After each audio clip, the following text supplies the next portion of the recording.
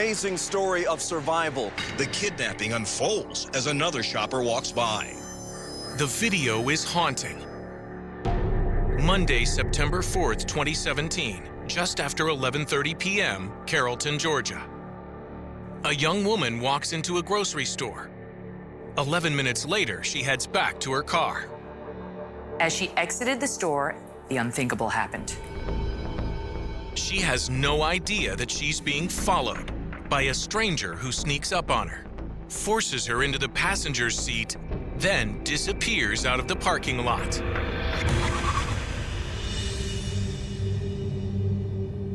Where is he taking her? At 11:57 p.m., a witness dials 911. 911, how can I help you? I saw some weird situation. He grabbed her by the actual shoulder, and he had something at his right arm. It did not make sense. So you think he kidnapped her? A patrol car is dispatched to check things out, but finds nothing suspicious. Then, at 2 a.m., Tamir Bryant is woken up by a disturbing text from his girlfriend, 21-year-old Jayla Gladden, a student at the University of West Georgia. It was the most scared I've been in my life. Jayla, who Tamir has on his phone under her affectionate name Fatface, has sent a location pin. It says she's in Atlanta, but that's 50 miles away. And the last thing he knew, she was only 10 minutes away. She told me she wasn't feeling too well. She wanted to go get medicine from the store. We should be right back. I just fell asleep. So then I was immediately worried. Why did you send that? Where you at? Jayla's response is chilling. She writes just one word: kidnapped. Tamir responds, stop playing. And then Jayla writes something that makes his blood run cold. On God. Which is a slang term that we use. It just means, I'm being completely serious. Within minutes, Tamir storms into the Carrollton police station, accompanied by a group of their worried friends. I banged on all of her roommates' doors. Just yelled, Jayla's been kidnapped. While they are en route, more terrifying texts come from Jayla. Knife. Scared. And as Tamir shows them to police, his emotions veer from anger to panic.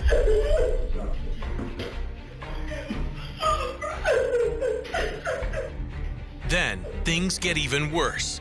Jayla writes, I don't want him to kill me.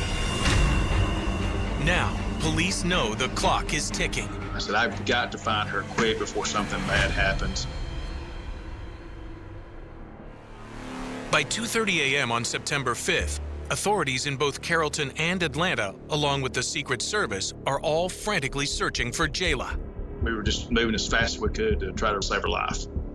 They know that Jayla is in her own car, a green Honda Accord, and that she's using her phone to secretly give information to her boyfriend, Tamir. She was very brave. She was very smart because information she was giving her boyfriend was immediate. But as authorities try to trace Jayla's phone in order to pinpoint her exact location, things become increasingly alarming. Oh, wait a second. She's moving now. She is? She's moving now. Jayla writes, might put me in trunk. And at 2:42 a.m., she types, don't let me die, and then goes eerily silent. After going to the police to tell them that his girlfriend Jayla Gladden has been kidnapped, Tamir Bryant starts to fall apart. So that was, because I couldn't do anything. A series of frightening texts come in from Jayla, but suddenly she goes silent. Then, just before 4 a.m., police get a break. They locate Jayla and her kidnapper in a parking lot at an apartment complex in Atlanta. But as they rush in to save her, Jayla's kidnapper spots them and hits the gas. I heard someone yelling, and then I heard some kind of screeching. Within seconds, all hell breaks loose. As police chase him, the kidnapper slams into one car after another. This car was like speeding. He kept hitting cars and going. He hit a police car and kept going. It was like a scene from a movie. Then, as the kidnapper frantically tries to get out of the parking lot, there's another loud crash. As police run around the corner, the kidnapper jumps out of the car. And then, so does Jayla. She runs towards them, pointing at the fence, then collapses into one of the officer's arms. I gave the officer that was there a hug. I just didn't see myself being rescued. Jayla's kidnapper is gone. He has scaled the fence. Police identify him as 28-year-old Timothy Wilson, a felon who's recently been released from prison after serving time for theft. As they hunt for him, Jayla is rushed to a hospital. 3 years later, her terrifying ordeal is still difficult to talk about. It all begins when a strange man approaches the college student asking for a lighter. I told him I didn't have one, so I continued to walk to my car, and I felt something in my abdomen area. With a knife to her stomach, Jayla gets her first chilling look at her kidnapper. I had a moment of just a stare into his eyes. And then that's when I knew I was in trouble. You could tell he just didn't care. And that is only the beginning of what will be 4 absolutely horrifying hours. After hiding Jayla's phone under his seat, Wilson announces that he's taking her to Atlanta. As he drives, he keeps the knife frighteningly close, just inches away from Jayla. I was holding my breath. I was extremely angry. I was just going to get tea. Why is this happening to me? I'm sick. I left the parking lot not even knowing if I was going to go back to my boyfriend or school. The most horrific part of Jayla's ordeal comes when Timothy Wilson pulls into an empty church parking lot, violently assaults her, then sits her on a playground bench. It was like a 2-tier bench, so I was on the bottom and then he was on the top with his arm around my neck. So that's when he proceeded to tell me that it would be easier to kill me, because there was nobody around. Yeah. But somehow, Jayla still bravely manages to strategize. When Wilson tells her that he needs to go to Michigan, she convinces him to give her phone back so she can help him with directions. The first thing I did was turn my brightness down on my phone, and then I shared my location to my boyfriend. The next few hours are unbearable. Wilson stops at several locations to case stores that he wants to rob, and each time forces Jayla into the trunk and takes her phone away again. Jayla begins to lose hope. Silently, she prays that the messages she has sent to her boyfriend will work. Where we were parked, he had me sitting in his lap, and I braced myself for having the knife touch me again. But then they see flashlights, and Wilson desperately tries to get away. He has the knife in his hand, ends up cutting his hand, and then he jumps out and runs and jumps the fence. Finally, Jayla is free. As she runs towards the police, sobbing in relief, the very first thing she does is call Tamir. She literally finds the strength to FaceTime my phone. When I answered the phone, she's running. Wilson is arrested on a park bench in Atlanta less than 12 hours after Jayla is rescued and sentenced 9 months later. The man who kidnapped and sexually assaulted a college student in Carrollton will now spend the rest of his life in prison. For Jayla, it's a night she will never be able to forget. But she also knows how brave she was and is grateful that her quick thinking very likely saved another victim. If it wasn't me that night, it would have been somebody else who he might have killed. Surprisingly, Jayla isn't the only brave young kidnapped victim who feels that way. Coming up, another shocking story of extraordinary survival. Gone in 30 seconds. November 2nd, 2014. Just before 9:40 p.m., Germantown, Philadelphia. It's your usual quiet Sunday night. This is Green Street. This is Coulter Street here. A surveillance camera captures 2 shadowy figures as they cross the street. You see him shaking the girl's hand. Doesn't seem like anything at first. But this is more than a handshake. This is a kidnapping. She was screaming at the top of her lungs, saying, "Help, help." You see someone being dragged against their will. The young woman fights for her life. At one point, she tumbles to the sidewalk before she's forced into a car. This whole situation literally took place in 30 seconds. Then, another shock. It was like a lot of commotion inside of the car, and the windows just exploded. Dwayne Fletcher is walking home from the store when he first notices the woman ahead of him. It's so dark, and she just kept looking back. So I was like, oh, okay, well, let me get on the other side of the street so she can feel a little bit safe. The woman walks out of view, but minutes later, Dwayne hears screams, and then that terrifying explosion. And I think she probably got shot. He immediately dials 911. And I was like, I believe somebody's getting kidnapped. Every second turns into a race against the clock. Where was he going to take her? What was he going to do with her? As the kidnapper speeds away, Dwayne notices some things on the sidewalk. Her cell phone was laying in the streets. Her glasses was laying in the street.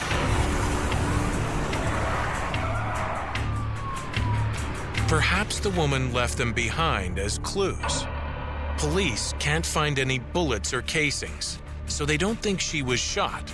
They think she broke the glass on purpose. She left the phone there as a way for you to track her down. She's an intelligent girl. Yes. The woman is identified as 22-year-old nurse's aide Carlisha Freeland Gaither. She is the oldest of 7 close siblings and was just on her way home from a family gathering. You're walking down the street, minding your business, and somebody can come and just grab you. This is emotional for me. Sorry.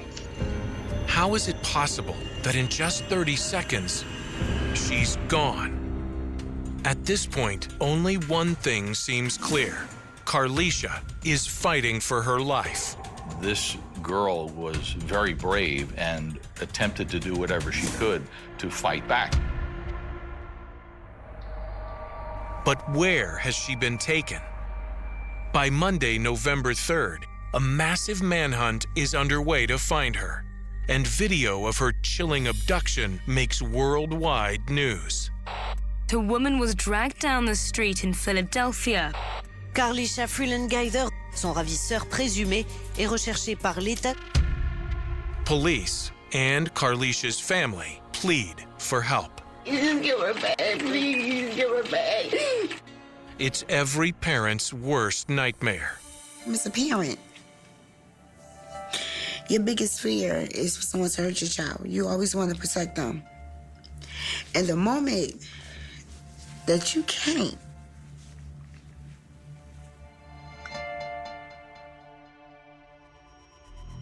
then, 24 hours into the search, police get their first break. A man is caught on camera using Carlisha's ATM card. The bank video is recorded at 6:01 a.m. Monday, November 3rd in Aberdeen, Maryland, 80 miles south of Philadelphia. Just minutes later, at 6:03 a.m., the man is caught on camera again. The person believed to be the suspect walking through a gas station convenience store in Maryland. Then, on Tuesday, November 4th, 48 hours into the kidnapping, a woman who lives 5 miles from the gas station reports finding some strange things in her driveway. A cut zip tie, food wrappers, broken glass, and a receipt. Police track the receipt to a supermarket and more video. And this time, the face of Carlisha's abductor is clearly visible. I see her in there. It was my biggest fear. It was very difficult, and we were preparing for the worst. She was dead. She was gone. 22-year-old nurse's aide Carlisha Freeland Gaither has been kidnapped, and a massive manhunt is underway to find her abductor. Police identify him as 37-year-old Delvin Barnes, who has a long history of violent crime and is the suspect in another abduction in Virginia just 1 month earlier. A 16-year-old Richmond girl who narrowly escaped with her life. He raped her, then poured bleach and gasoline on her and began digging her grave. What if Carlisha faces the same fate? It's a horrifying thought. But then, 3 days after Carlisha is kidnapped, police get a critical lead from the Virginia dealership where Delvin Barnes got his car. The dealer, for some financial concerns, had placed a GPS device on the car. Minutes later, they locate the car in a parking lot. The car is parked at a shopping mall in Jessup, Maryland, 120 miles from where Carlisha is kidnapped. FBI and ATF agents swarm in and find Carlisha and her kidnapper inside. I remember a whole bunch of yelling, and I was still kind of confused. How did y'all find me? Carlisha Freeland has been rescued. Her abductor has been arrested. Barnes is held on federal charges of kidnapping and assault and attempted murder of the 16-year-old from Virginia. Hopefully, he'll be in jail for the rest of his life. Carlisha is checked at a local hospital, then reunited with family. When they allowed me to walk into the room and Carlisha saw me, it was too emotional for me. I never been so happy in my life. The unimaginable 72-hour ordeal leaves Carlisha traumatized. I was thinking, is this how I'm going to die? Her abduction is completely random. When Barnes first approaches her, he asks for directions. But when he shakes her hand, she knows something is wrong. As I tried to pull away, he gripped tighter, and he wouldn't let go of my hand. Somehow, in the horrifying 30 seconds that follow, as she is dragged down the street, Carlisha comes up with a plan. I threw my cell phone on the ground, my glasses. Hopefully somebody will see it and know that I was there, that I was trying to get home. Then, when Barnes forces her into his car, she tries to escape. Under his seat, I see a hammer. I hit him with the hammer. It was blood everywhere. I thought, because it was so quiet, that he passed out because he was holding his head. So I hit the window and tried to get out. The window shattered. And I thought I was safe. I was free. He turns around and pulled me back in. I wanted to know if he was going to kill me or if he was going to rape me or both. As they drive out of Philadelphia, Carlisha's world passes by. I can see my home. I can see my job. It's like my life was passing me before my eyes. Barnes knows the police will be looking for him, but he's prepared. He has a pile of license plates he keeps swapping out. I can hear him switching them, like when we stop. She hears all of this from inside the trunk of his car. Barnes uses a zip tie to handcuff her, and when he's not assaulting her, makes her hide in the trunk. The seat, he can put me in the trunk not by taking me out the car, but in the car. So he'll put the seat down and I'll crawl in the trunk. And then he'll put the seat up. So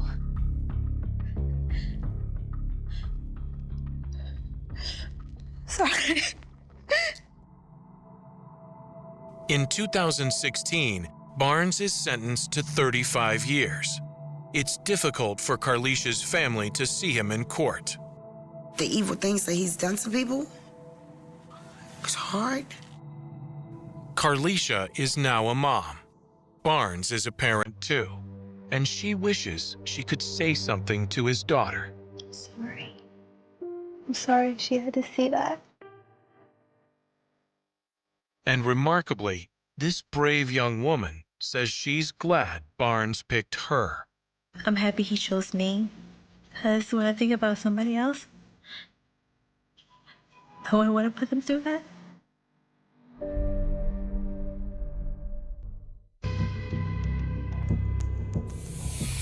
6 p.m., February 22nd, 2018. A mom and daughter are alone at their Tulsa, Oklahoma liquor store. All of a sudden, a guy walks in with a shotgun and a mask, and he's shoving the shotgun in your face. They're being robbed. What happens next is terrifying, and it's all caught on surveillance cameras. The daughter puts her hands up. The robber grabs his cash. And as soon as he makes a run for it, the women reach down to lock the interior door to the store. They hit the lock, the mag lock, which would have kept him out, kept everybody safe. In this case, it didn't work.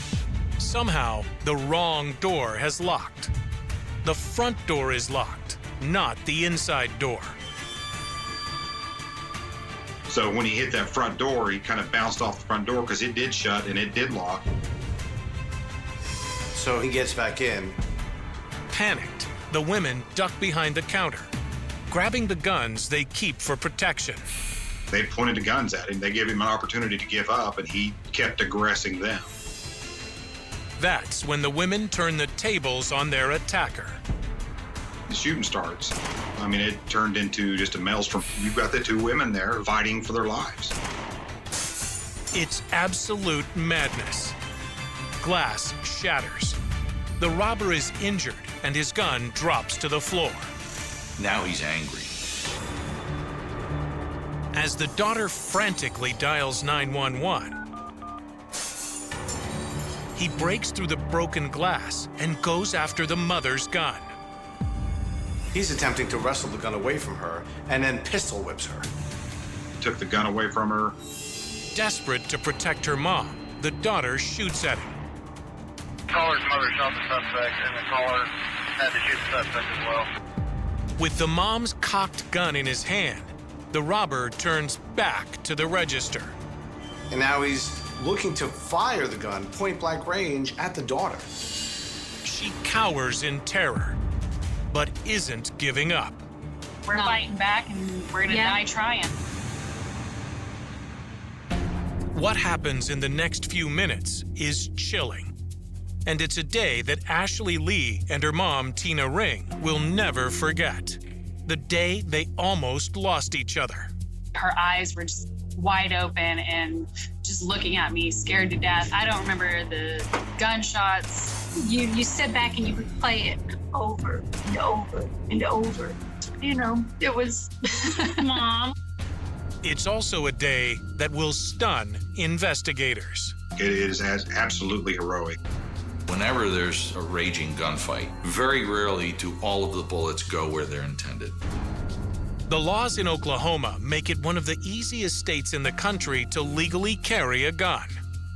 Oklahoma is what's referred to as a constitutional carry state, which means no permit required for people to carry a firearm. Exceptions include anyone convicted of certain crimes, as well as certain public locations. But it is not unusual for business owners like Tina and Ashley to keep guns for their own safety. Just underneath the counter. It's for protection. Never really believing you'd ever have to use one. But that Thursday evening, the mother and daughter are forced to use them for the first time ever in a fight for their lives with a gunman who isn't stopping. All I could think of was, she's gonna be dead. He's gonna kill her. He was coming back in to hurt us. When a masked gunman walks into Tina Ring and Ashley Lee's Oklahoma liquor store, the mom and daughter suddenly find themselves in a nightmarish fight for their lives. I was standing at our main register, and my mom was doing the order for the next day, and it was beginning to get a little dark at that time. I seen him walk in, dressed in all black. He says, "This is robbery, give me your money." My heart stopped. And he repeated himself a few times. We were both completely dumbfounded by it. I said, "What?" And all I saw was his eyes. And then I heard the you know, the gun loading. My mom told me to go ahead and open up the register. I was standing at the end of the counter, and he had the shotgun pointed at me while he was taking the money out of the register. The women are terrified and stunned. Tina actually recognizes the man. Really? I know you. I was nice to you. How are you going to come back in here and stick a shotgun in my face? Stick a shotgun in my daughter's face. The robber is 36-year-old Tyrone Lee. He'd been in the store just an hour and a half earlier. I knew him as a regular customer that comes in. I knew a lot about him. And then that's when he started to leave. And I flipped the switch to lock the inside door. And then here he is coming back in.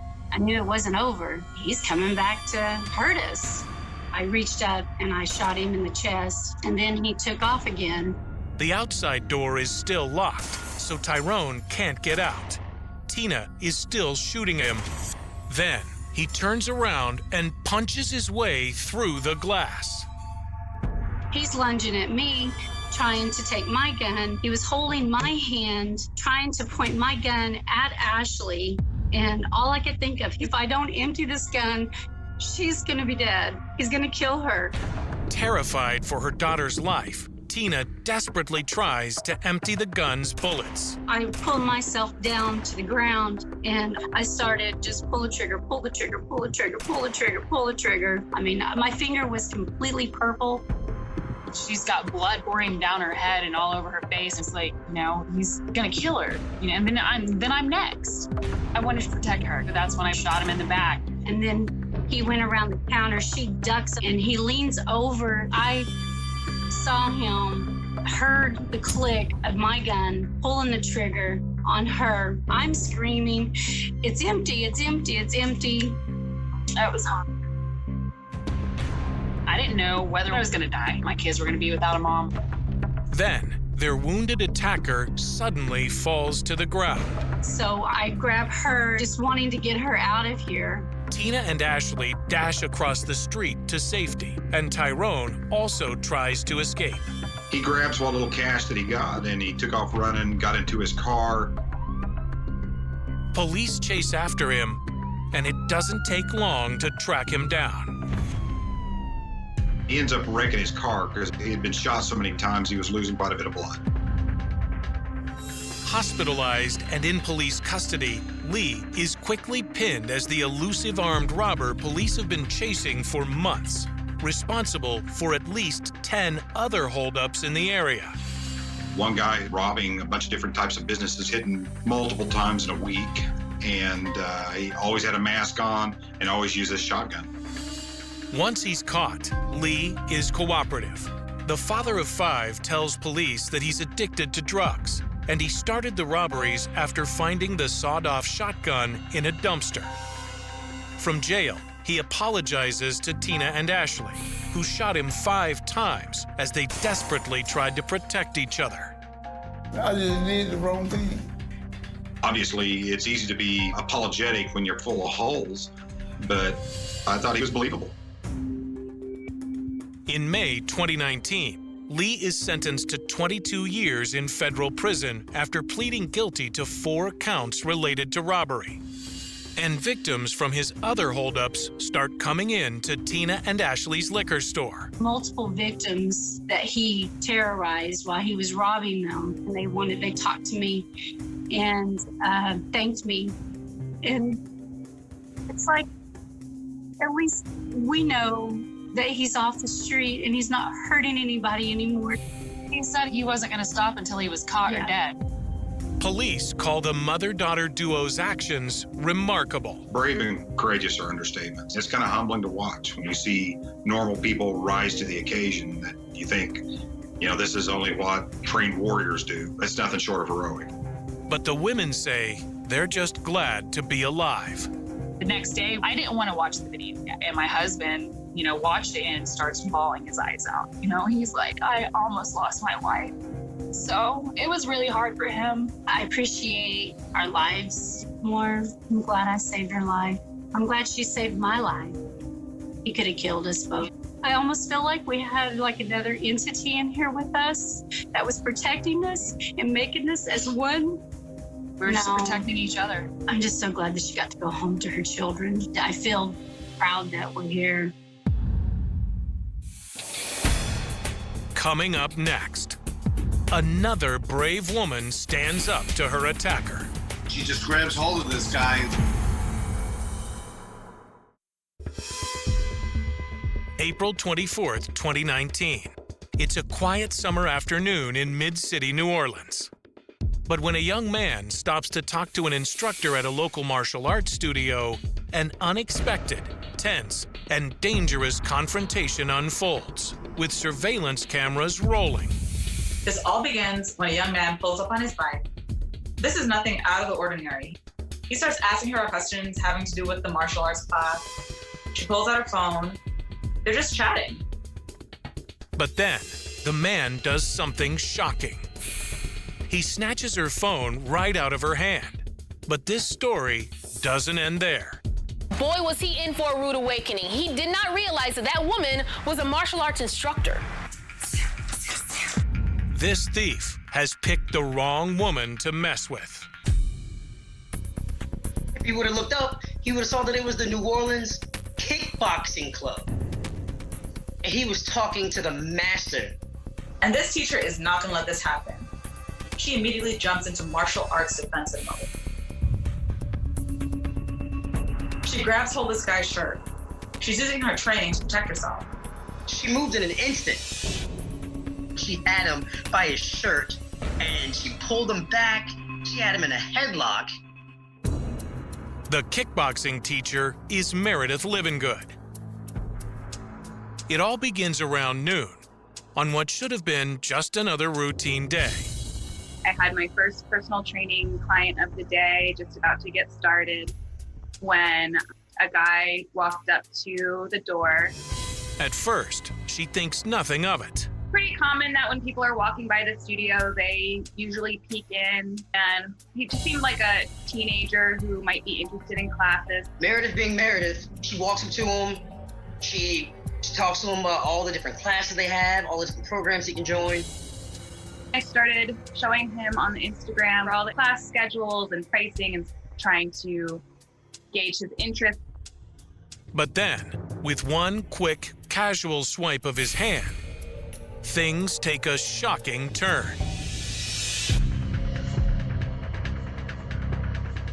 He got the nerve up to snatch the phone out of my hand and attempted to bike away. I just remember thinking like, oh, hell no, this isn't happening right now in front of my studio. This is not happening. So then he tries to jump on his bike to get away with her phone. And she's like, you're not getting away. She is mad as hell. So Meredith did what all her training has taught her to do. And then I saw the greatest butt kicking ever.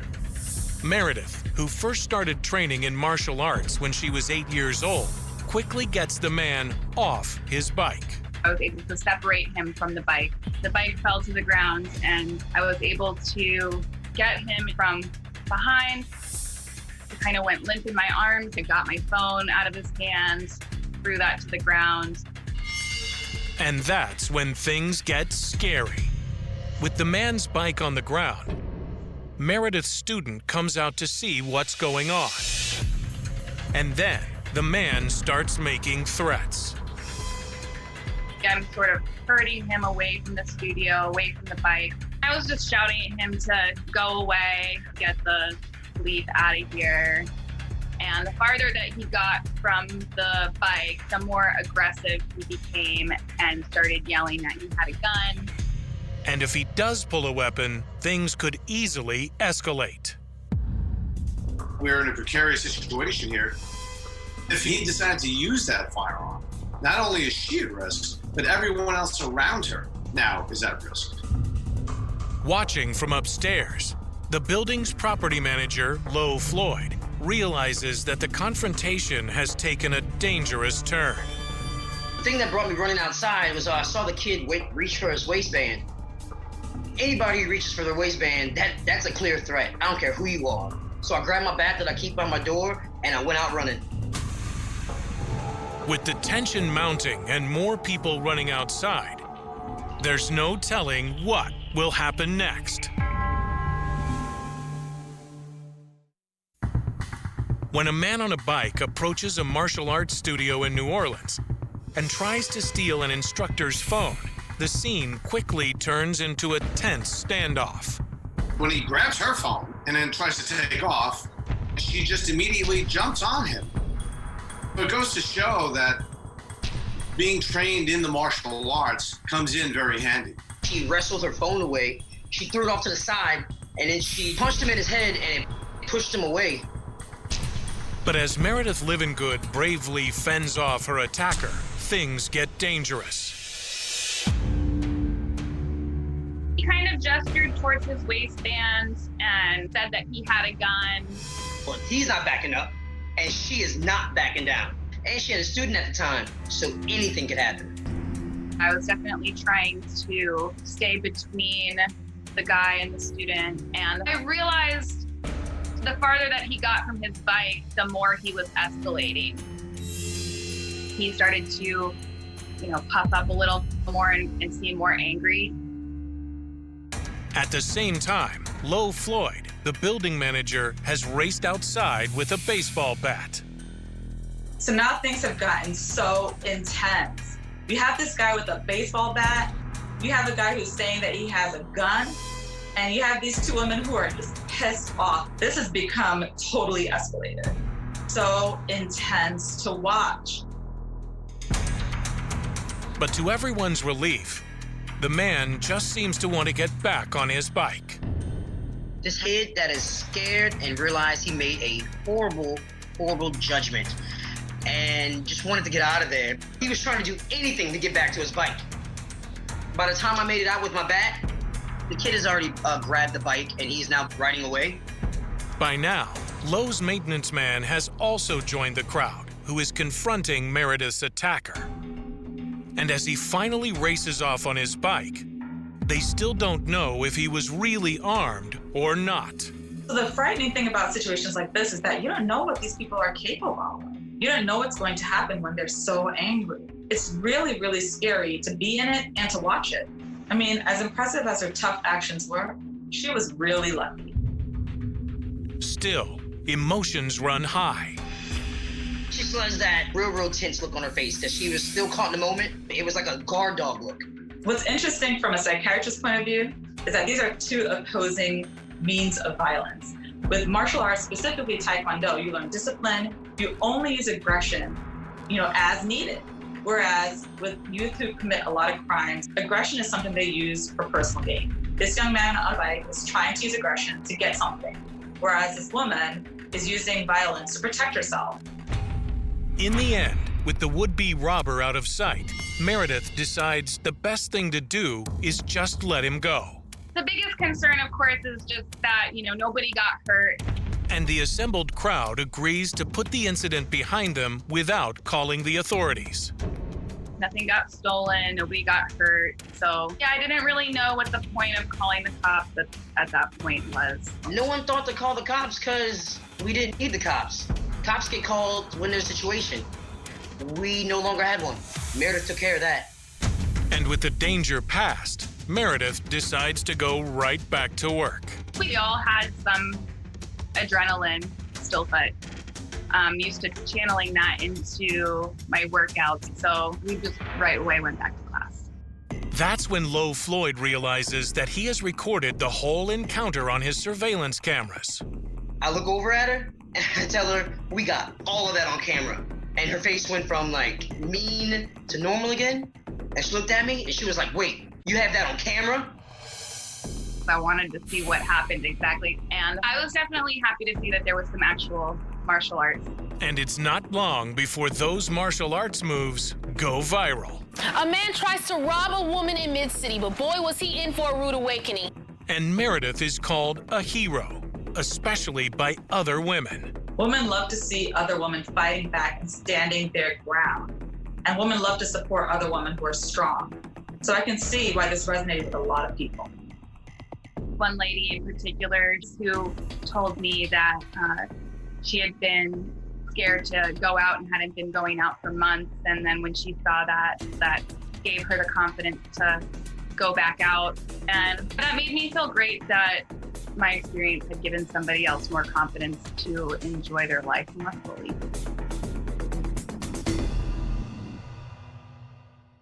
The snow fell hard that night in January 1992, thick and blinding, swallowing the streets of Queens in a silence so complete it felt deliberate, like the city itself was holding its breath. At 11:47 p.m., a 911 call cracked through that silence, a father's voice trembling, words colliding over one another, saying his daughter wasn't home, saying she was supposed to be home hours ago, saying something was wrong. Patrol cars slid through the slush, red and blue lights bleeding across frozen storefront windows, neighbors parting curtains just enough to glimpse the beginning of what would become one of New York's most haunting cold cases. Her name was Elena Morales, 17 years old, honor student, part-time cashier at a pharmacy 3 blocks from her house.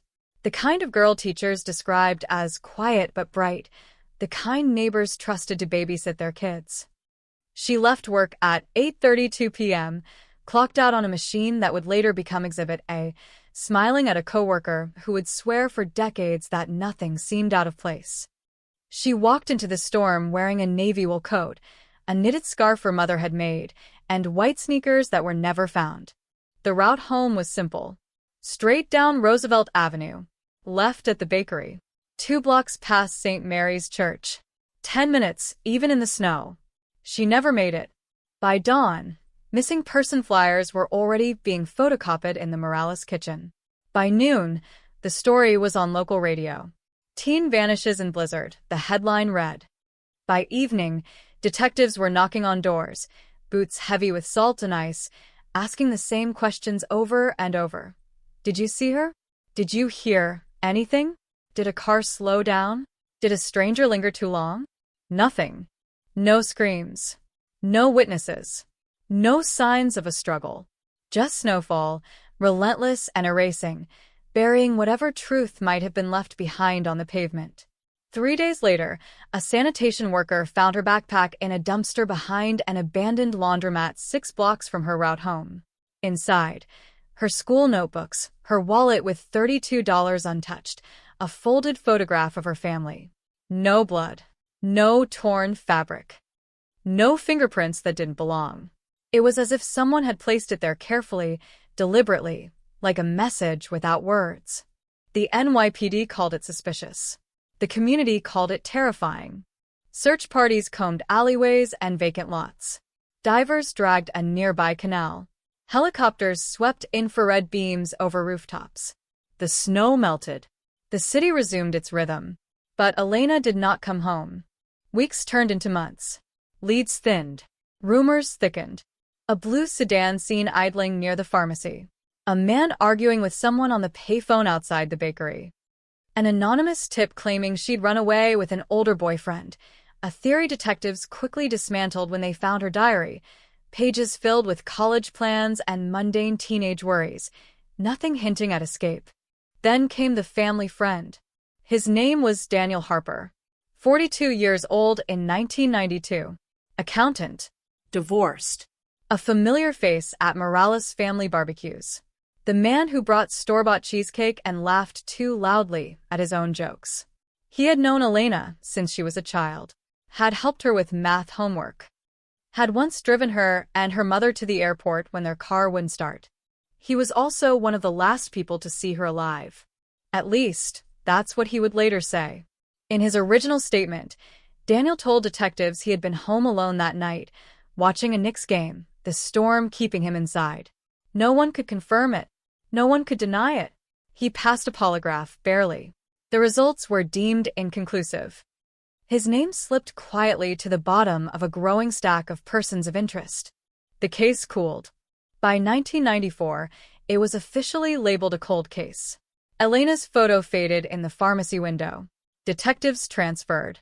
Evidence boxed, cataloged, archived in a Queens storage facility where thousands of unsolved stories gathered dust.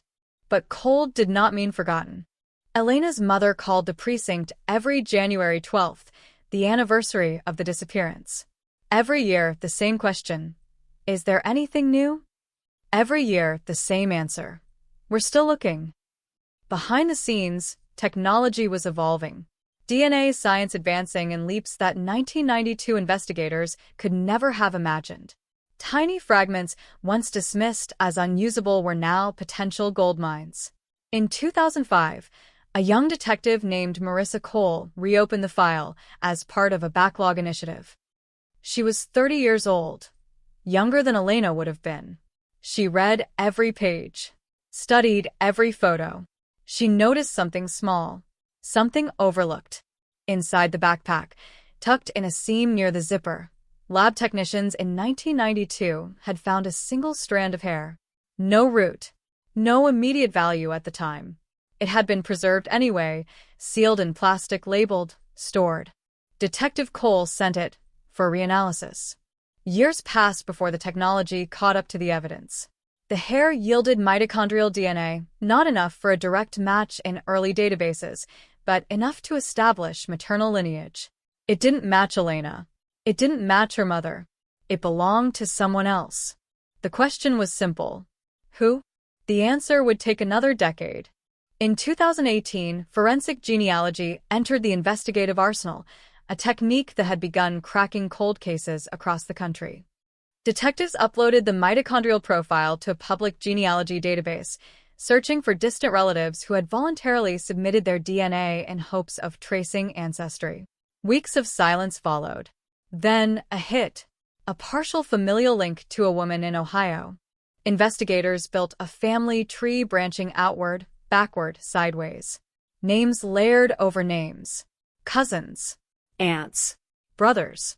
One branch led straight back to Queens. Straight back to 1992. Straight back to Daniel Harper. He had a sister. She had a daughter. The mitochondrial DNA aligned with their maternal line. Detectives didn't move immediately. They watched. They waited. They collected discarded coffee cups, utensils from restaurant tables, a tissue left behind in a courthouse restroom where Daniel now worked as a financial consultant. The lab results came back in 2021. A match. Not distant. Not partial. Direct. The hair in Elena's backpack belonged to Daniel Harper. 30 years collapsed into a single, suffocating moment. When officers arrived at his suburban Long Island home in October 2022, neighbors described the scene as surreal. The same man who had once stood beside the Morales family at candlelight vigils now stood in handcuffs on his own front lawn. 62 years old. Gray-haired. Silent.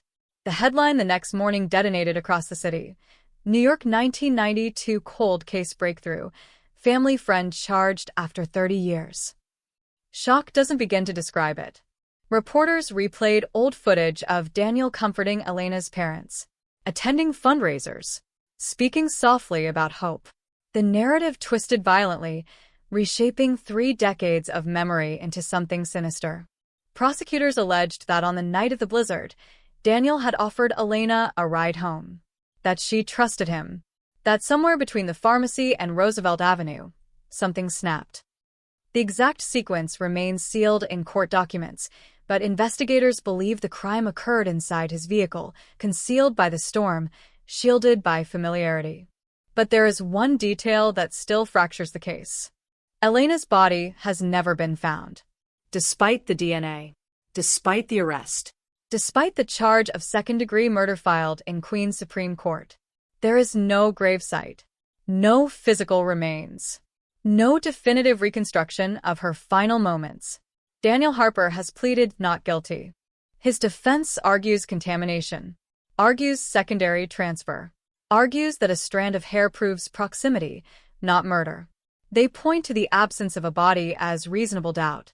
They question why, if he was guilty, he kept attending family events, why he risked exposure for 3 decades. And in that courtroom, beneath fluorescent lights, the past feels unstable again. Because cold cases do not thaw cleanly. They fracture.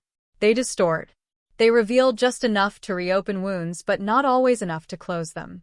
For Elena's mother, now in her 70s, the arrest is both salvation and torment. Justice feels near, yet incomplete. She still sets a place at the table every January 12th. Still imagines her daughter at 47. Still wakes some nights, convinced she hears the front door open. The city, too, carries the echo. Queens has changed. Storefronts replaced. The pharmacy long gone. The abandoned laundromat demolished.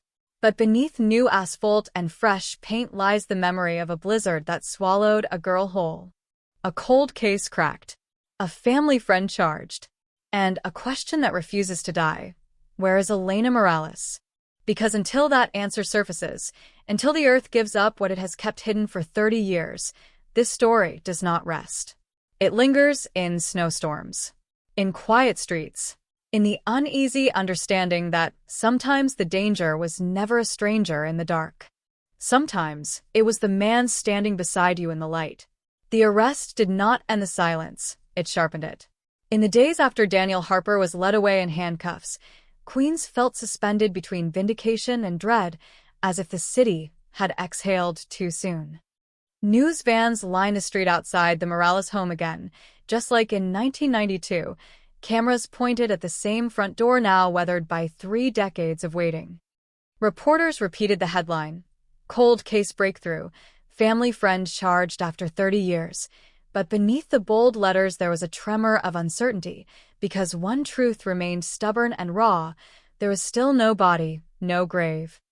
No final proof of what happened inside that snow-choked night.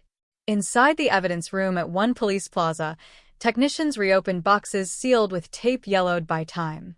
The backpack was laid out again under bright laboratory lights. Photographed, measured, re-examined. Every fiber was combed through with modern tools that hadn't existed when the case first went cold. The single strand of hair that had survived 3 decades in a plastic sleeve now felt like a fuse already lit, but prosecutors needed more than a spark. They needed a chain reaction. Detective Marissa Cole stood over the table, latex gloves pulled tight, eyes moving slowly across the artifacts of a 17-year-old's life. The notebooks, the faded photograph, the zipper seam where the hair had been found. She imagined the moment it got there, a brush of fabric, a hand reaching in, a struggle in the confined space of a car while snow erased the world outside. The theory was building, but theories don't convict. Evidence does. Investigators turned their attention to Daniel Harper's past with a ferocity that bordered on obsession. They traced his employment records, mapped his residences, scrutinized financial statements from the early 1990s. They discovered that just 6 months after Elena disappeared, Daniel had abruptly sold his sedan, the same model witnesses vaguely recalled seeing idling near the pharmacy, to a scrapyard upstate. Records showed it was dismantled within weeks. No forensic testing had ever been done. In 1992, it had been just another used car in a city of millions. Neighbors from his old block were interviewed again, their memories tugged from the fog of time. One woman remembered something she hadn't thought important back then: a car parked oddly in Daniel's driveway the morning after the blizzard, windows fogged from the inside despite the freezing temperature. Another recalled seeing him hosing down the trunk days later, claiming road salt had made a mess. Details so small they had slipped through the cracks for 30 years now resurfaced with chilling clarity. Yet doubt threaded through everything. Defense attorneys moved swiftly, attacking the DNA evidence in pretrial hearings. They argued that mitochondrial DNA cannot pinpoint an individual with absolute certainty, only a maternal line. They suggested the hair could have transferred innocently. Perhaps Elena had hugged Daniel at a family gathering days before. Perhaps it clung to her coat unnoticed. The prosecution countered that the hair was found hidden inside the backpack seam, not on an exposed surface, and that no other family member's DNA appeared in that location. The courtroom became a battleground of science and probability, each percentage dissected as if truth itself were on trial. Outside, the Morales family endured a second wave of scrutiny. Old photographs aired on nightly news broadcasts. Childhood home videos replayed, Elena laughing into a camcorder, frozen forever at 17. Her mother sat through interviews with a composure carved from grief, repeating that she had trusted Daniel, that he had stood in her kitchen offering comfort while knowing, if the charges were true, exactly what he had taken. Betrayal layered over loss, doubling the weight of every memory. Then another development surfaced, quiet at first, then explosive. A retired construction worker from Brooklyn contacted detectives after seeing the headline. He claimed that in the winter of 1992, he had been part of a crew pouring concrete at a small warehouse renovation in Long Island, a property owned at the time by a business partner of Daniel Harper. The worker remembered Daniel visiting the site late one evening during a snowstorm, arguing with the property owner near the foundation pit. He remembered it because of the storm, because no one else had been crazy enough to be out there that night. Detectives pulled property records. The warehouse had since been demolished, replaced by condominiums in the early 2000s. Ground-penetrating radar was ordered for the remaining adjacent lot that had not been excavated during redevelopment. Weeks passed as legal permissions were secured, the process painstaking and slow. When the radar survey finally began, media helicopters circled overhead, broadcasting grainy footage of technicians sweeping equipment across frozen earth. The scans revealed anomalies, dense shapes beneath the soil, irregular but not definitive. Excavation crews were brought in under court order. Layers of dirt peeled back. Concrete fragments were removed piece by piece. Each shovel strike felt like it could crack open the final chapter of a 30-year nightmare. They found nothing. No remains. No fabric. No trace of Elena Morales beneath that ground. The lead collapsed under its own weight, leaving investigators to recalibrate once more. The defense seized on the failed dig, framing it as proof of overreach, of a prosecution desperate to manufacture closure where none existed. In press conferences, Daniel's attorney spoke calmly about presumption of innocence, about the danger of convicting a man on the strength of a single hair and fading memories. But Detective Cole wasn't ready to concede to ambiguity. She re-examined phone records from 1992, paper logs retrieved from microfilm archives, and discovered a call placed from Daniel's landline at 9:14 p.m. the night Elena vanished. The number dialed belonged to a payphone near the abandoned laundromat where the backpack had been found. The call lasted less than a minute. At the time, it meant nothing. In 1992, payphones dotted every corner. Now it felt like a thread begging to be pulled. Why would Daniel call a payphone blocks away during a blizzard? Who answered? Or was it a staged maneuver, a way to establish misdirection? The mystery thickened rather than cleared, each revelation spawning new questions that refused easy answers. Meanwhile, Daniel Harper sat in a holding cell on Rikers Island, awaiting trial. Former colleagues described him as subdued, but unwavering in his denial. He maintained that he loved Elena like a niece, that he had nothing to hide. In recorded jailhouse calls, he spoke of betrayal, not by the Morales family, but by the system he believed had targeted him unfairly. His voice, steady and measured, contrasted sharply with the image prosecutors painted of a man capable of calculated violence. Public opinion fractured. Some residents saw the DNA match as irrefutable, a long overdue reckoning for a predator who had hidden in plain sight. Others whispered about coincidence, about the fallibility of memory, about how easily suspicion can harden into certainty when grief demands a villain. The case became more than a cold file reopened. It became a referendum on justice delayed, on the power and peril of modern forensic science. And through it all, the most haunting absence remained Elena herself. No diary entry explained a secret meeting. No friend confessed to hidden tensions. No physical trace marked her final location. The blizzard of 1992 still loomed over every theory, a curtain of white that had erased footprints, muffled screams, swallowed truth. As pre-trial motions stretched into months, one reality crystallized. Even with a breakthrough, even with a man charged after 30 years, the story was not resolved. It had merely shifted from frozen silence to volatile uncertainty. The cold case had cracked open, but inside was not clarity. It was a labyrinth of evidence and doubt, loyalty and betrayal, science and speculation. And somewhere beneath all of it lingered the same question that had haunted Queens since that January night. Not just who is responsible, but what truly happened in those missing minutes between 8:32 and 11:47 p.m., when a teenager stepped into falling snow and vanished, leaving behind a city that would spend 3 decades chasing the echo of her footsteps. The courtroom doors swing open before sunrise, and the hallway outside fills with a low, electric murmur, the kind that only surrounds a case that refuses to die. 30 years of silence have led to this room in Queens, to polished wooden benches and the seal of New York State mounted high above the judge's chair, to a defendant with silver hair sitting unnaturally still beside his attorneys while the family he once embraced takes seats on the opposite side. Eyes fixed forward, unblinking. The headline still echoes in every whisper. New York 1992 cold case breakthrough. Family friend charged after 30 years. But inside this room, the words feel less like closure and more like a blade suspended by a thread. Prosecutors begin with the snow.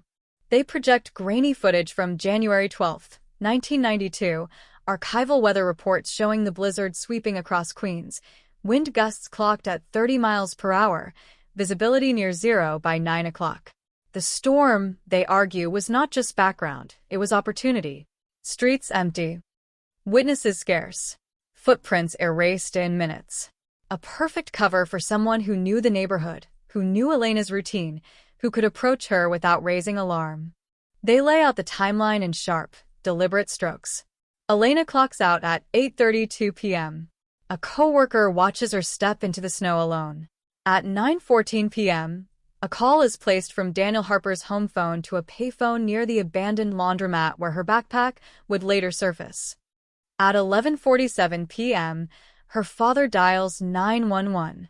In between those moments lies a void prosecutors describe as intentional, engineered, and violent. The defense rises slowly, methodically dismantling each assertion. The weather footage proves a storm, not a crime. The payphone call proves a dialed number, not a murder. The mitochondrial DNA proves a maternal lineage, not the hand that committed an act. They remind the jury that no body has been found, no confession recorded, no eyewitness has placed Daniel in a car with Elena that night. Suspicion, they say, has hardened into accusation because time has demanded an answer. But time has also reshaped memory. A former pharmacy coworker takes the stand, her voice trembling as she recounts the last time she saw Elena. She remembers the navy coat, the knitted scarf. She remembers glancing through the front window as a car slowed near the curb. For decades, she told herself it was nothing. Now she is asked to describe the car. Blue, she thinks. Or maybe dark green. A sedan. Older model. Her uncertainty hangs in the air, fragile and dangerous. Next comes the neighbor who recalled fogged windows in Daniel's driveway the morning after the storm. Under cross-examination, she admits she never reported it in 1992. She assumed it was condensation. She assumed wrong. The defense presses harder. Memory after 30 years can morph, can absorb headlines, can reconstruct itself around a narrative already in motion. The jury watches, weighing sincerity against possibility. Then Detective Marissa Cole takes the stand. She speaks without theatrics, detailing the reopening of the case, the preserved strand of hair, the decision to submit it for advanced testing. She explains mitochondrial DNA in patient terms, how it traces maternal lines, how it narrows pools of individuals. She recounts the genealogical search that led to Daniel's family tree, the collection of discarded items for comparison, the laboratory confirmation that the hair in Elena's backpack matched his profile. The prosecutor asks the question everyone is thinking: how does a single strand of Daniel Harper's hair end up hidden inside the seam of a missing girl's backpack? Silence stretches before Detective Cole answers. It does not end up there by coincidence, she says. Not tucked deep in the lining. Not preserved through decades without explanation. The defense counters with the concept of secondary transfer. Hairs fall. They cling to coats, to furniture, to the hands of others. Daniel attended family gatherings. He hugged Elena's mother. He sat on their couch. A strand could have traveled innocently, invisibly, long before that night. They argue that science cannot tell the jury when the hair was deposited, only that it existed. And so the trial becomes a duel not of emotion, but of probability. Outside the courthouse, microphones cluster like a metallic forest. Commentators debate the reliability of forensic genealogy. Civil liberties advocates warn of privacy erosion. Former prosecutors analyze strategy. The case ripples beyond Queens, becoming emblematic of a new era where cold cases are thawed by algorithms and ancestry databases, where decades-old evidence can suddenly ignite. Inside, the Morales family listens to every word as if it might conjure Elena back into the room. Her mother clutches a folded tissue, knuckles white. She watches Daniel without blinking, searching his face for something: remorse, fear, recognition. He does not look at her. Midway through the proceedings, another revelation surfaces. A former co-worker of Daniel's from the early 1990s testifies that in the weeks after Elena disappeared, Daniel had seemed agitated, snapping at minor mistakes, once muttering that the city was crawling with cops. At the time, it felt like general anxiety. Now it feels loaded. The defense challenges the interpretation. Stress does not equal guilt. New York in 1992 was tense for many reasons. Then comes the forensic analyst who examined the backpack in 2021. She explains how the seam had to be carefully unstitched to retrieve the hair, how it was not visible on the surface, how the location suggested contact during or after the backpack had been handled roughly. The implication hangs heavy, a struggle, perhaps inside a confined space. But still, no body. The prosecution cannot show where Elena's life ended. They cannot map her final coordinates. They cannot present a weapon, a burial site, a definitive reconstruction of events. They offer instead a mosaic: hair, phone records, suspicious behavior, the sale of a car dismantled before forensic testing was commonplace. They ask the jury to see the pattern in the fragments. The defense urges them to see gaps. As testimony unfolds, the emotional temperature in the courtroom rises. Jurors scribble notes. Spectators lean forward. Each day ends without resolution, the tension coiling tighter, the past and present colliding under fluorescent lights. And beyond the legal arguments lies the deeper rupture: betrayal. For 30 years, Daniel Harper stood beside the Morales family at vigils. He bowed his head in prayer. He signed holiday cards.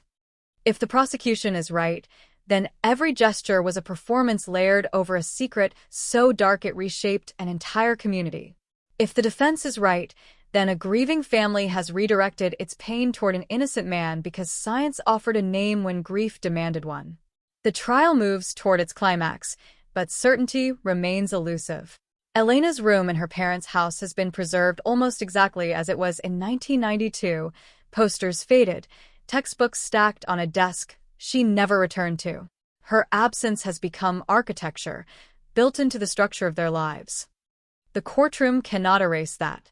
It can only attempt to assign responsibility. As closing arguments approach, prosecutors lower their voices rather than raise them. They speak of trust weaponized, of opportunity cloaked in snow, of a hair that bridged 3 decades to tell a story no witness could. They ask the jury to imagine the last moments of a 17-year-old who believed she was safe. They ask them to deliver the justice time delayed. The defense stands and reminds the jury that imagination is not evidence. That doubt, reasonable doubt, remains not only possible but pervasive. They caution against the seduction of narrative, against filling silence with assumption. They ask the jury to remember that a charge is not proof, that absence can mean uncertainty rather than concealment. When the jury files out to deliberate, the courtroom exhales in unison. Reporters rush to broadcast live updates. Social media erupts in speculation. The Morales family sits motionless, hands intertwined, as if any movement might fracture the fragile moment before a verdict. Hours stretch into a day, then another. And in that suspended time, one truth remains inescapable. Regardless of the outcome, The cold case that began in a blizzard in 1992 has already transformed everyone it touched. It has unearthed secrets, reopened wounds, tested the limits of memory and science. It has forced a city to confront the possibility that evil can wear a familiar face for decades. Somewhere beyond the courthouse walls, snow begins to fall again over Queens, soft and indifferent, settling on streets that have long since forgotten Elena's footsteps. The storm does not care about verdicts. It does not reveal what it once concealed. It only covers, layer by silent layer, as a community waits to learn whether justice can truly emerge from beneath 30 years of ice. The verdict arrives on a gray afternoon thick with tension, the kind that presses against the ribs and makes every breath feel deliberate. The courtroom is silent when the jury files back in, 12 faces drained of expression, 12 strangers now carrying the weight of 30 years. Daniel Harper does not look at them. He stares straight ahead, jaw set, hands folded too neatly on the table. Across the aisle, Elena's mother grips her husband's arm so tightly her knuckles pale. On the charge of murder in the second degree, the words fracture the air.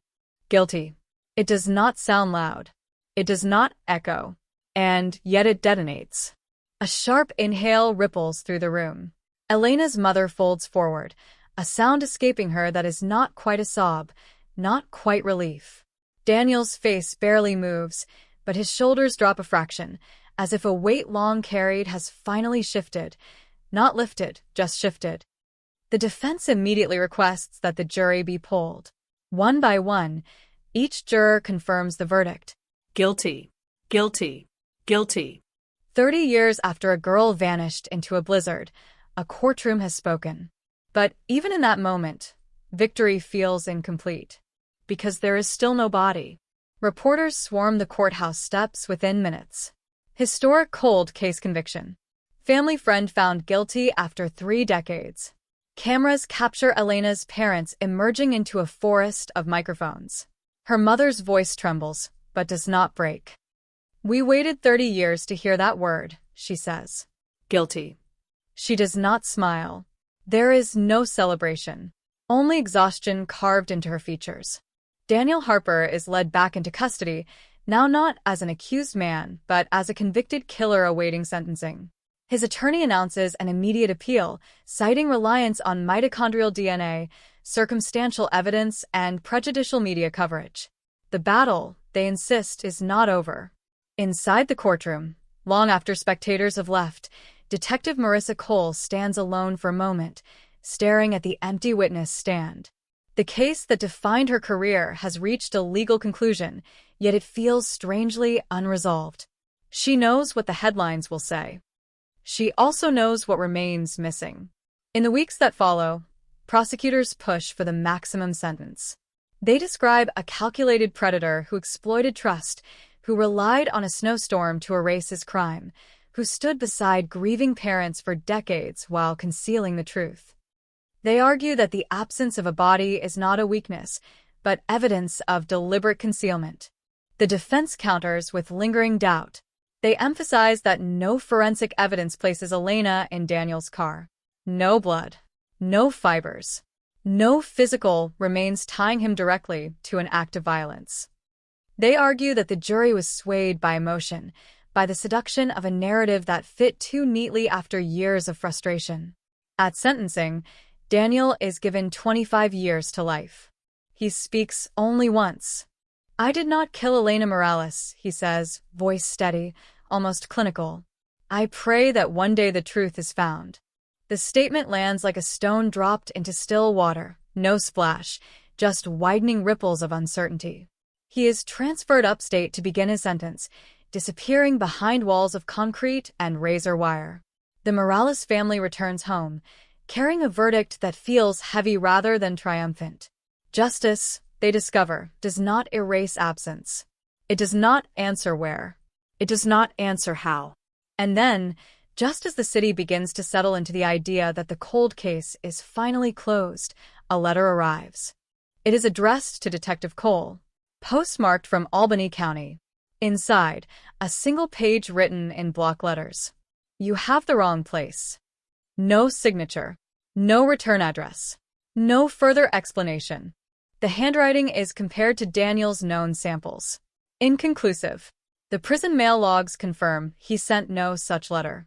Investigators consider the possibility of a hoax, someone seeking attention in the glare of media coverage. But the phrase lingers. The wrong place. Detective Cole reopens her notes yet again. She revisits the warehouse excavation that yielded nothing. She reviews maps from 1992, tracing potential routes Daniel could have driven that night if prosecutors' theory holds. She studies property records tied to Daniel's former business partner, searching for overlooked parcels of land, forgotten storage units, remote patches of undeveloped acreage that might have slipped through earlier searches. The case, though legally resolved, refuses to rest. Months later, an unexpected development emerges during the appeals process. A forensic consultant hired by the defense claims that newer testing methods could potentially refine the mitochondrial DNA analysis, narrowing the margin of probability even further. The prosecution resists, arguing that the evidence was sound, that endless retesting undermines finality. The court grants limited review. The strand of hair, preserved, protected, almost mythic in its significance, is tested again. The results confirm the original findings. The maternal line match remains intact. If anything, statistical modeling strengthens the probability that the hair belonged to Daniel Harper rather than another maternal relative. For the Morales family, the confirmation is both stabilizing and haunting. The science holds. The conviction stands. And still, the physical absence of their daughter gnaws at every quiet moment. Winter returns to Queens. Snow falls lightly this time, nothing like the blizzard of 1992, but enough to coat rooftops in white. On January 12th, 31 years after Elena disappeared, her parents visit St. Mary's Church and light a candle beneath stained glass windows that flicker with cold daylight. They do not speak much. Words have been spent over decades. Back at the precinct, Detective Cole receives another tip. Anonymous again. A caller claims that years ago, Daniel once rented a small storage unit under a variation of his name in Nassau County. Records are pulled. The facility has changed ownership twice since the 1990s. Most old documents were digitized. Some were lost. But one contract surfaces.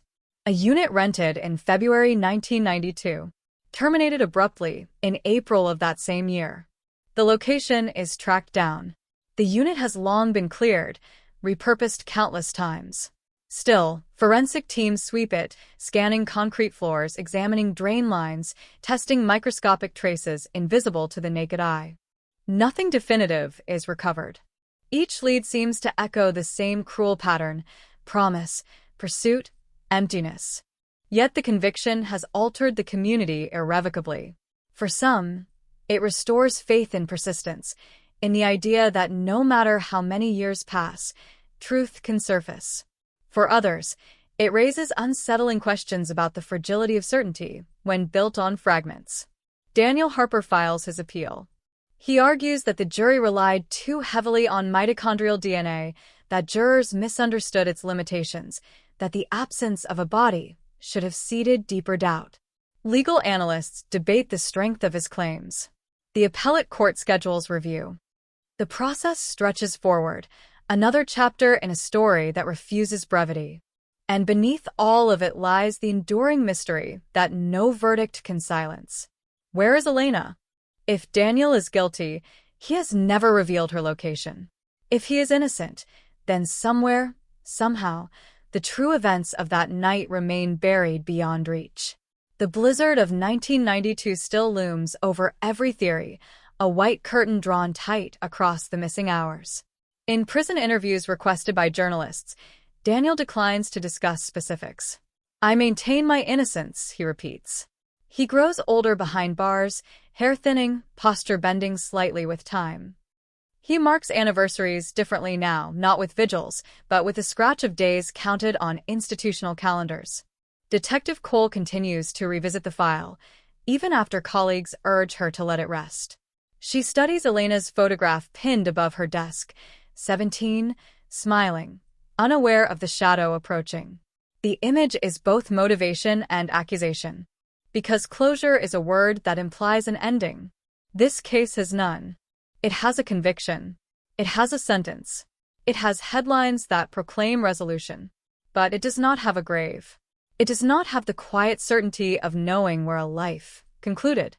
And so the story lingers in Queens, woven into neighborhood memory like an old scar that aches when winter returns. Parents still warn their children about trust. Old neighbors still glance twice at familiar faces. The idea that danger once stood at family barbecues has reshaped something fundamental in the community's sense of safety. The cold case was cracked open. A family friend was charged. A jury declared him guilty. Yet beneath the verdict, beneath the science and the appeals and the snowfall, one absence continues to echo louder than any courtroom pronouncement. Elena Morales stepped into a storm in 1992. The storm ended. The silence did not. Spring arrives with a deceptive softness, sunlight stretching longer across Queens sidewalks, melting the last traces of winter into shallow gutters that carry away gray slush and cigarette butts and whatever else the city wants forgotten. But nothing washes away the weight of what happened in that courtroom. The conviction of Daniel Harper was supposed to mark an ending. Instead, it has cracked something open that refuses to close. Appeals move forward like a slow, grinding machine. Legal briefs stack higher, arguments sharpened into technical blades. The defense insists the jury misunderstood the science, that mitochondrial DNA cannot exclude every other maternal relative with absolute certainty, that probability is not proof beyond a reasonable doubt. Prosecutors counter that the evidence was overwhelming when viewed as a whole: the hair concealed in the seam, the suspicious phone call, the dismantled car, the shifting behavior in the weeks after Elena vanished. The appellate judges review transcripts line by line, dissecting every objection, every ruling, every instruction given to the jury. Meanwhile, the media cycle evolves. The initial shock fades into analysis. Podcasts dissect the case episode by episode. Legal commentators debate whether this conviction signals a new era for cold cases built on genealogical tracing. Privacy advocates warn of a future where distant relatives' DNA can implicate someone who never consented to being in a database. The story spreads beyond New York, morphing into something larger than Elena, larger even than Daniel. It becomes a symbol of justice delayed, of science racing against time, of memories stretched across decades. But in the Morales household, symbolism means nothing. Elena's room remains intact. The navy coat she wore that night is still missing, but other coats hang untouched in her closet, fabric stiff with disuse. Her textbooks from senior year remain stacked on the desk. Sometimes her mother dusts them. Sometimes she just stands in the doorway and stares, as if waiting for the air itself to shift. The conviction has not brought peace. It has brought questions that echo louder now that a man sits behind bars. Why has he never spoken? Why has he never revealed where her body lies? Some convicted killers bargain for lighter sentences by offering information. Daniel has offered nothing. Not a location. Not a fragment of remorse. Not even a crack in his denial. Inside the prison walls upstate, he adapts to routine. Wake at dawn. Meals at scheduled intervals. Limited recreation. Letters screened and delivered in batches. He receives a steady stream of correspondence, some from supporters who believe he was wrongfully convicted, others from strangers drawn to the notoriety of the case. He answers few. When he does, his tone is measured, almost detached. The truth will out, he writes in one letter that later surfaces online. It always does. That phrase ignites a fresh wave of speculation. If the truth will out, what truth does he mean? Detective Marissa Cole reads every update related to the appeal. She attends oral arguments quietly, sitting in the back row as attorneys debate the fine points of forensic reliability. She listens as judges question whether the trial court adequately explained the limitations of mitochondrial DNA to jurors. She studies their expressions, searching for hints of doubt. Months stretch into a year. Then the appellate decision arrives. The conviction is upheld. The panel rules that while mitochondrial DNA has limitations, the jury was properly instructed and entitled to weigh the evidence alongside the broader circumstantial case. The sale and destruction of the car, the unexplained phone call, the concealed strand of hair. The totality, they write, supports the verdict. For a moment, it feels final. But finality is fragile. Not long after the appellate ruling, a journalist uncovers something unexpected while researching Daniel's past. In late 1991, just weeks before Elena disappeared, Daniel had withdrawn a significant sum of cash from his bank account, nearly $10,000, an unusually large amount for him at the time. The records show no corresponding purchase, no documented investment, no clear explanation. The revelation ignites another storm of speculation. Was it a coincidence? A personal matter unrelated to any crime? Or was it preparation? Funds set aside for something planned, something concealed? Prosecutors, though no longer actively litigating the trial phase, quietly review the information. The defense dismisses it as irrelevant character assassination. The public, however, sees only intrigue layered upon intrigue. Then, in the late autumn of the following year, a construction crew working on a drainage project near an old service road in Nassau County uncovers something unexpected. Not human remains, not bones. A fragment of fabric, navy wool, heavily degraded but preserved in patches where soil conditions allowed. The site is cordoned off within hours. Forensic teams descend again, this time without cameras hovering overhead. The fabric is carefully extracted, bagged, sent for testing. Detectives cross-reference it with purchase records Elena's mother once provided, a navy coat bought on sale in December 1991 from a department store in Queens. The lab results come back inconclusive. The fibers are consistent with many coats produced during that era. No DNA can be retrieved. No label remains intact. It is a whisper, not a confirmation. Yet for Elena's parents, even a whisper is enough to reopen wounds that never truly closed. They drive to the site once it is cleared, standing behind temporary fencing, staring at disturbed earth. The wind moves through nearby trees with a low, restless sound. It is not the blizzard of 1992. It is quieter, but it carries the same chill. The possibility that she was there even briefly presses against them like a physical force. Detective Cole feels the pull of the case tightening again. She revisits the maps. The storage unit, the warehouse, the service road. She charts Daniel's known movements in early 1992, reconstructing a mosaic of errands, meetings, unexplained gaps. Patterns begin to form, faint but persistent. She interviews a former acquaintance of Daniel's who recalls an odd conversation from years ago, a remark about how snow makes everything clean. At the time, it sounded philosophical. Now it feels loaded with implication. Still, implication is not evidence. Years continue to edge forward. Daniel files for leave to appeal to a higher court. The request is denied. He petitions again on different grounds. The legal system turns slowly, methodically, offering no swift reversals, no dramatic revelations. The Morales family ages. Photographs of Elena remain frozen at 17 while her classmates turn 50. Some attend reunions and speak her name softly, as if afraid to disturb something sacred.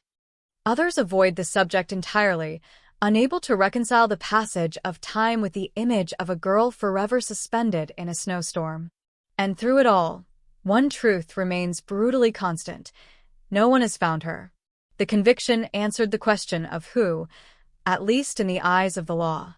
It did not answer where. It did not answer the exact sequence of violence, the final location, the last words spoken inside a car swallowed by falling snow.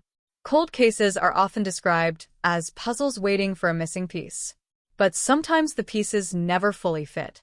Sometimes they form an image sharp enough to convince a jury, sharp enough to send a man to prison for life, yet still blurred at the edges where certainty would bring real peace. On the anniversary of her disappearance, 35 years after that January night, Queens is quiet. Snow threatens but does not fall. Elena's mother lights a candle again, flame trembling in the dim church air. She does not speak of victory. She does not speak of forgiveness. She speaks only of hope. Not hope for another arrest, not hope for another trial, but hope that one day the earth will surrender what it has hidden.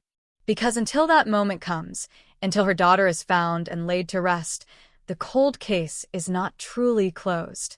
It is merely contained. And containment is not the same as silence. Time does not move cleanly after a conviction like this. It drags.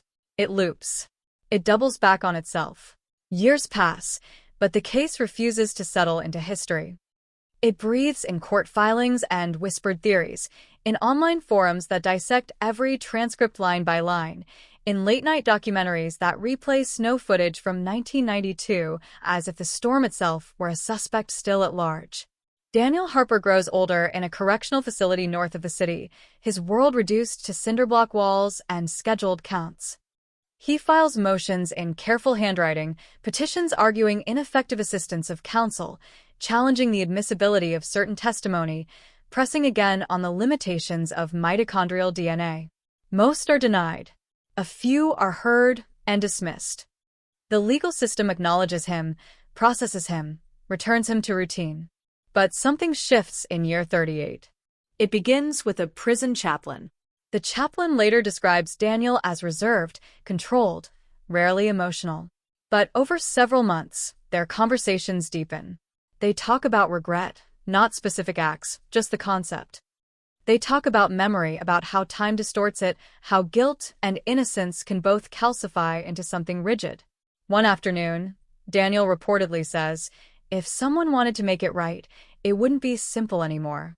The statement is vague, philosophical. Yet when the chaplain files a routine note about inmate behavior, the line catches attention. Detective Marissa Cole is notified. She has less gray in her hair than Daniel now, but not much less. The case has followed her through promotions and personal milestones. It has defined her career. When she hears about the comment, she does not rush. She has learned the danger of hope that rises too quickly. Through formal channels, she requests an interview. Daniel agrees. The meeting takes place in a sterile room divided by thick glass. A receiver rests on either side. Daniel looks thinner than during trial. Older. His eyes, however, are unchanged, steady, unreadable. "You asked to see me," he says. "I heard you might have something to say," Detective Cole replies. He studies her for a long moment. "I've always had something to say." "Then say it." Silence stretches between them like a physical barrier. He does not confess. He does not deny. Instead, he asks a question. "Do you think finding her would change anything?" The words land heavily. For her family, Cole says evenly, yes. He nods slightly, as if acknowledging a point in debate rather than a wound that has bled for decades. "Closure is a myth," he says. "You of all people should know that." The interview ends without revelation. Yet something about his tone unsettles Cole. Not remorse. Not triumph. Something else, a subtle shift from rigid denial toward ambiguous reflection. Weeks later, another development emerges. A former inmate who shared a housing unit with Daniel files a sworn statement through his own attorney. He claims that during a late-night conversation years earlier, Daniel mentioned water and weight in connection to something he could never undo. The inmate admits he did not take it seriously at the time. Only after seeing a documentary about the case did he reconsider. The credibility of jailhouse informants is notoriously fragile. Motives are questioned immediately. Is he seeking reduced time? Favorable treatment? Publicity? Still, the prosecution cannot ignore it. Water. The word reframes everything. In 1992, investigators focused heavily on land, warehouses, storage units, vacant lots. They dragged a nearby canal briefly, but technology was limited, resources stretched thin. Could something have been missed? Detective Cole re-examines old search maps. She identifies a reservoir less than 20 miles from Queens, accessible by car, even during winter conditions. In 1992, portions of it were undergoing maintenance, sections temporarily closed, oversight reduced. Court orders are obtained. Sonar teams are deployed. 4 days, boats glide across cold, dark water, scanning the depths with modern imaging technology capable of detecting anomalies invisible to divers decades earlier. The reservoir is vast, silt-heavy, layered with debris accumulated over generations. An object appears on the sonar screen. Large, rectangular, dense. Divers descend carefully, visibility near zero. They secure cables, guide the object upward through murky water. When it breaks the surface, media helicopters already circle above, speculation igniting in real time. It is a safe. Old, rusted, heavily corroded. Inside, once pried open under controlled conditions, investigators find nothing tied to Elena. Old tools. Scrap metal. No human remains.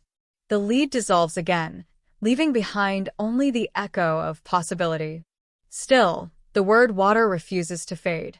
Hydrologists are consulted. Experts explain how bodies behave in freezing temperatures, how decomposition alters buoyancy, how currents shift over months and years. They describe scenarios where remains could fragment, scatter, vanish into sediment. The science is sobering. Even if Elena had been placed in water, recovery after so many decades would be uncertain at best. Meanwhile, Daniel's legal team seizes on the renewed searches as evidence of lingering doubt. If the case were truly proven, one attorney states during a press conference, why are they still looking? Because absence is not proof of absence. That is the unspoken answer. In Queens, reactions are mixed. Some view the renewed investigation as cruelty, reopening wounds that barely scarred over. Others see it as perseverance, a refusal to let uncertainty dictate the final word. Elena's mother watches every update quietly. She no longer attends press conferences. She no longer speaks into microphones. Age has softened her voice, but not her resolve. If there's even a chance, she tells Detective Cole privately, you keep looking. And so they do. Another interview with Daniel is scheduled. This time, he appears more fragile. The years have thinned him further. He asks for water before speaking. You searched the reservoir, he says without preamble. Yes. And you know the answer. He exhales slowly. You always assume I'm playing a game. Are you? His gaze drifts downward. Some things, he says carefully, can't be undone by pointing at a map. It is not a confession. It is not a location. But it is the closest he has come to acknowledging that something irreversible happened. When the interview ends, Detective Cole feels the familiar mixture of frustration and clarity. Daniel Harper may never speak plainly. Whether out of pride, spite, or genuine belief in his innocence, he guards specifics with precision. Yet the case has evolved again. It is no longer just about proving guilt. That battle was fought in court. It is about recovering what was lost, about restoring something tangible to a family that has lived on fragments for nearly 4 decades. As another winter approaches, snow begins to fall lightly over Queens once more. Children who were not yet born when Elena vanished build snowmen on sidewalks she once walked. The city hums with ordinary life, indifferent to the old storm that changed everything. But beneath that hum, beneath routine and routine's illusion of normalcy, the question endures. If Daniel Harper knows where she is, will he ever say? And if he doesn't, if the truth is more fractured than anyone imagined, then perhaps the cold case was never about a single answer at all. Perhaps it was always about how long silence can last, and how deeply it can cut. The silence begins to feel heavier than the verdict. Years after the conviction, after the appeals, after the reservoir search that yielded only rust and disappointment, the case settles into something quieter but more dangerous, ambiguity that refuses to fade. Daniel Harper remains incarcerated, older now, slower in his movements, but still precise with his words. He has become a man defined by what he does not say. Then, in the 41st year after Elena vanished, something unexpected happens. Daniel requests a transfer. Not unusual in itself. Inmates file such requests for medical reasons, proximity to family, administrative reshuffling. But this one includes an unusual addendum. He asks to be moved to a facility closer to Queens, closer to the borough where it all began. The request is initially denied. He files again. This time, it is approved. The transfer reignites media attention that had begun to dim. Commentators speculate. Is he positioning himself for something? Another appeal? A public statement? A confession? Or simply the mundane desire of an aging inmate to be nearer to the city that defined his life? Detective Marissa Cole feels the shift immediately. Cases rarely breathe this long. Most fade into dusty archives, remembered only on anniversaries. This one resists burial. Weeks after the transfer, a letter arrives at the Queens District Attorney's office. It is typed and signed. Not where you looked. Not water. Not concrete. Think smaller. The phrasing is clinical. Taunting almost. The envelope bears no usable prints. The postmark traces back to a public mailbox in Brooklyn. Think smaller. The phrase echoes in Cole's mind like a riddle. For decades, investigators searched large spaces, warehouses, reservoirs, vacant lots, storage units. They imagined distance, concealment, transportation, elaborate effort under the cover of snow. But smaller? She reopens the original evidence logs again, this time focusing not on geography but proximity. What if Elena never left the immediate neighborhood? What if concealment did not require distance, only invisibility within plain sight? The abandoned laundromat where her backpack was found, long demolished. The alley behind it, repaved multiple times. Utility lines installed. Gas mains replaced. Layers of excavation that could have disrupted any shallow burial without anyone recognizing what they were disturbing. City records are requested. Construction permits from the early 1990s.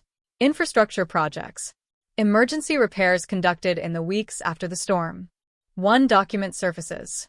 In February 1992, just a month after Elena disappeared, a sinkhole had formed 2 blocks from the laundromat.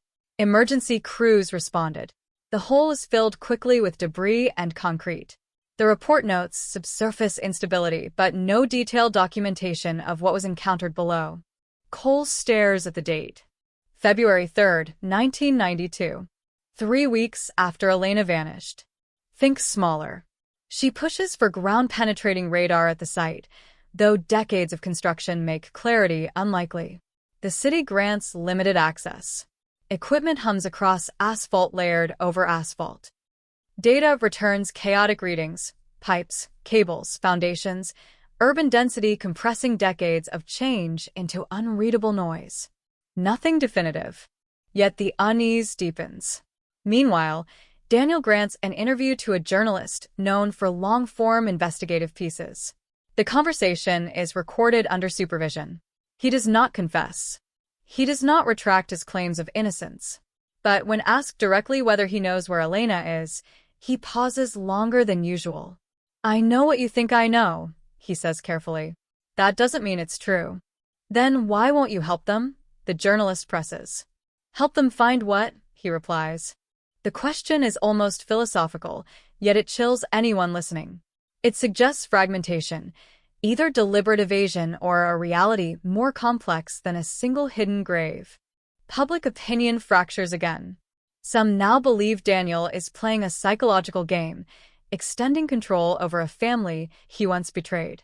Others begin to question whether the absence of remains points to a darker, less conventional scenario, something accidental, something chaotic, something that spiraled beyond initial intent.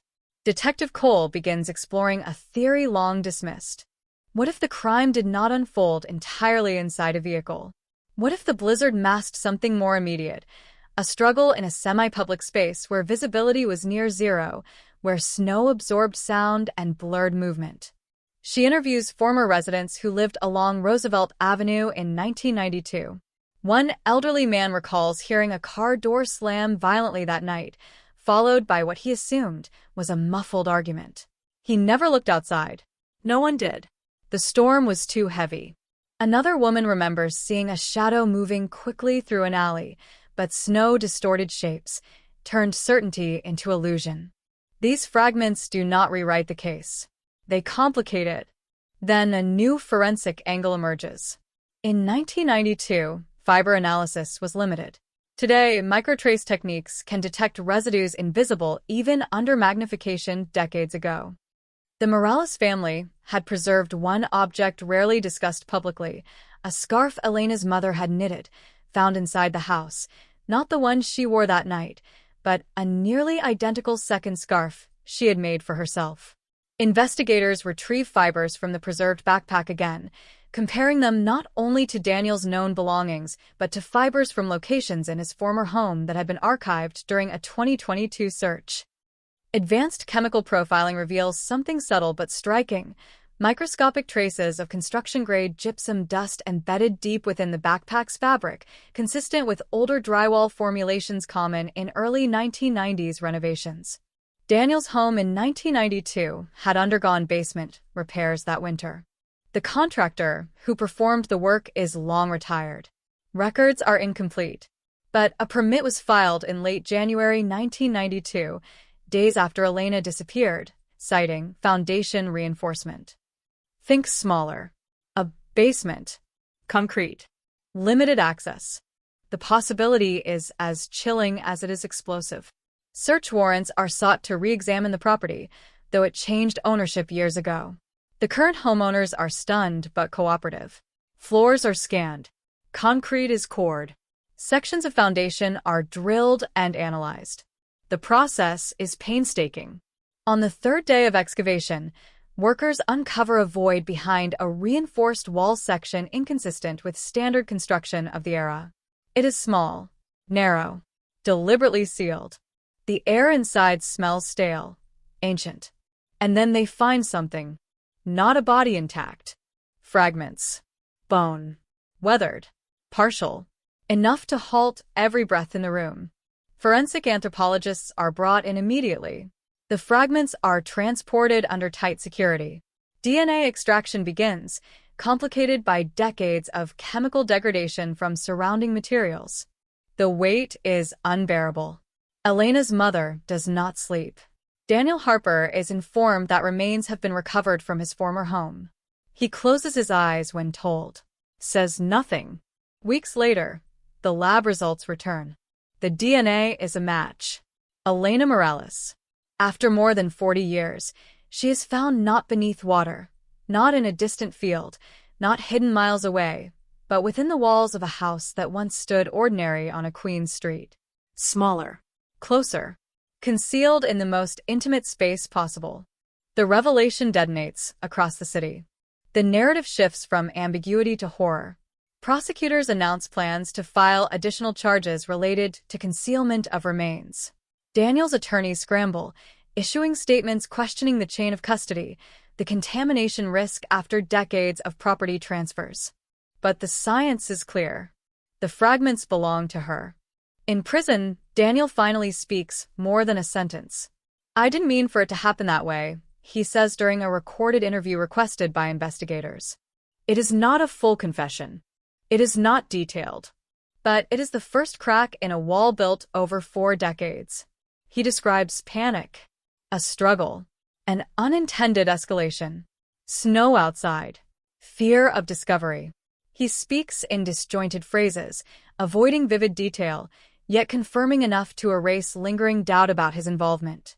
For the Morales family, the discovery is both devastating and sacred. Elena is no longer only absence. She is tangible again. Her remains are returned, carefully prepared for burial. The funeral is small, private, shielded from cameras. Snow falls lightly that morning, not a blizzard, just a quiet dusting, as if the city itself has softened.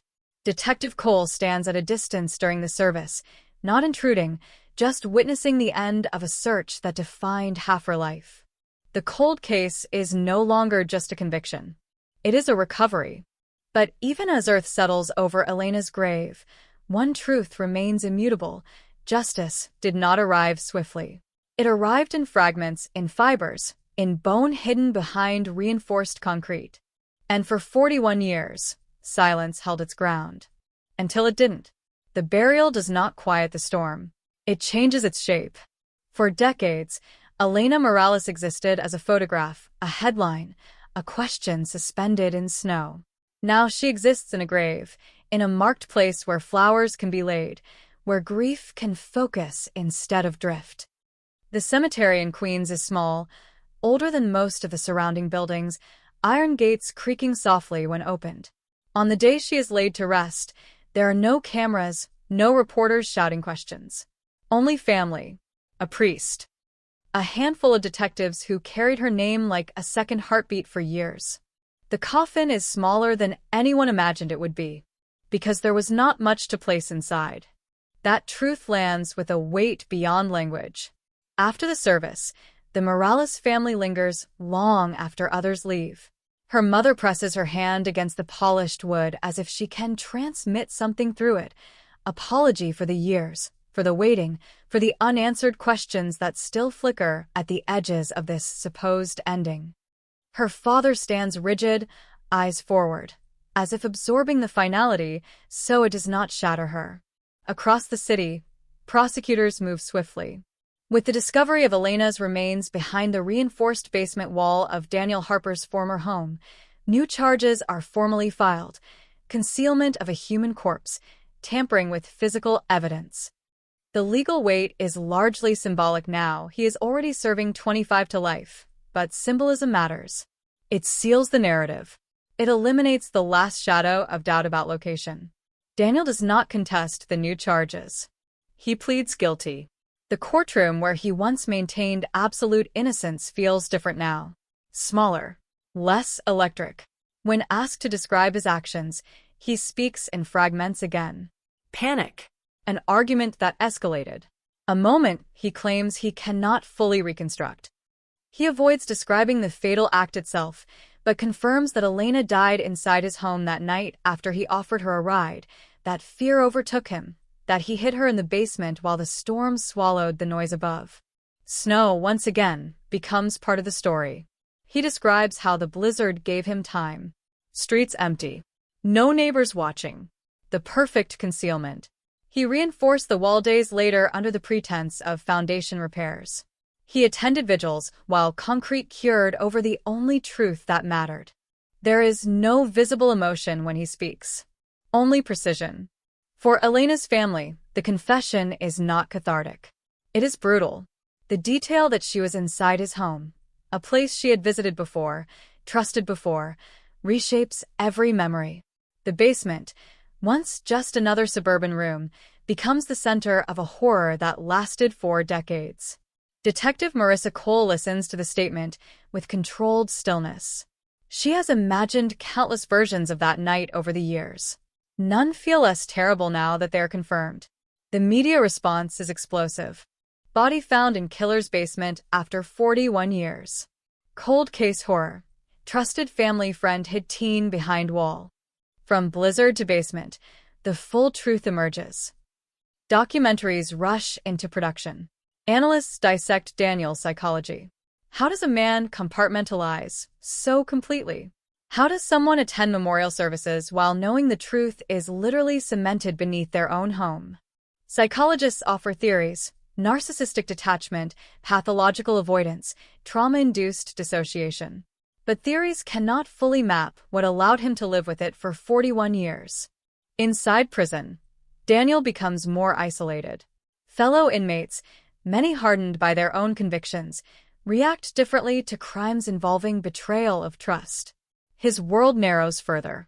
He stops granting interviews. One evening, months after the burial, he requests to speak with Detective Cole again. She hesitates only briefly before agreeing. This time, there is no glass partition, only a monitored interview room, stark and quiet. He looks older than he did during the last meeting. Smaller, almost diminished. "I told you to think smaller," he says. "You sent the letter?" A faint shrug. "You were looking too far away." "Why now?"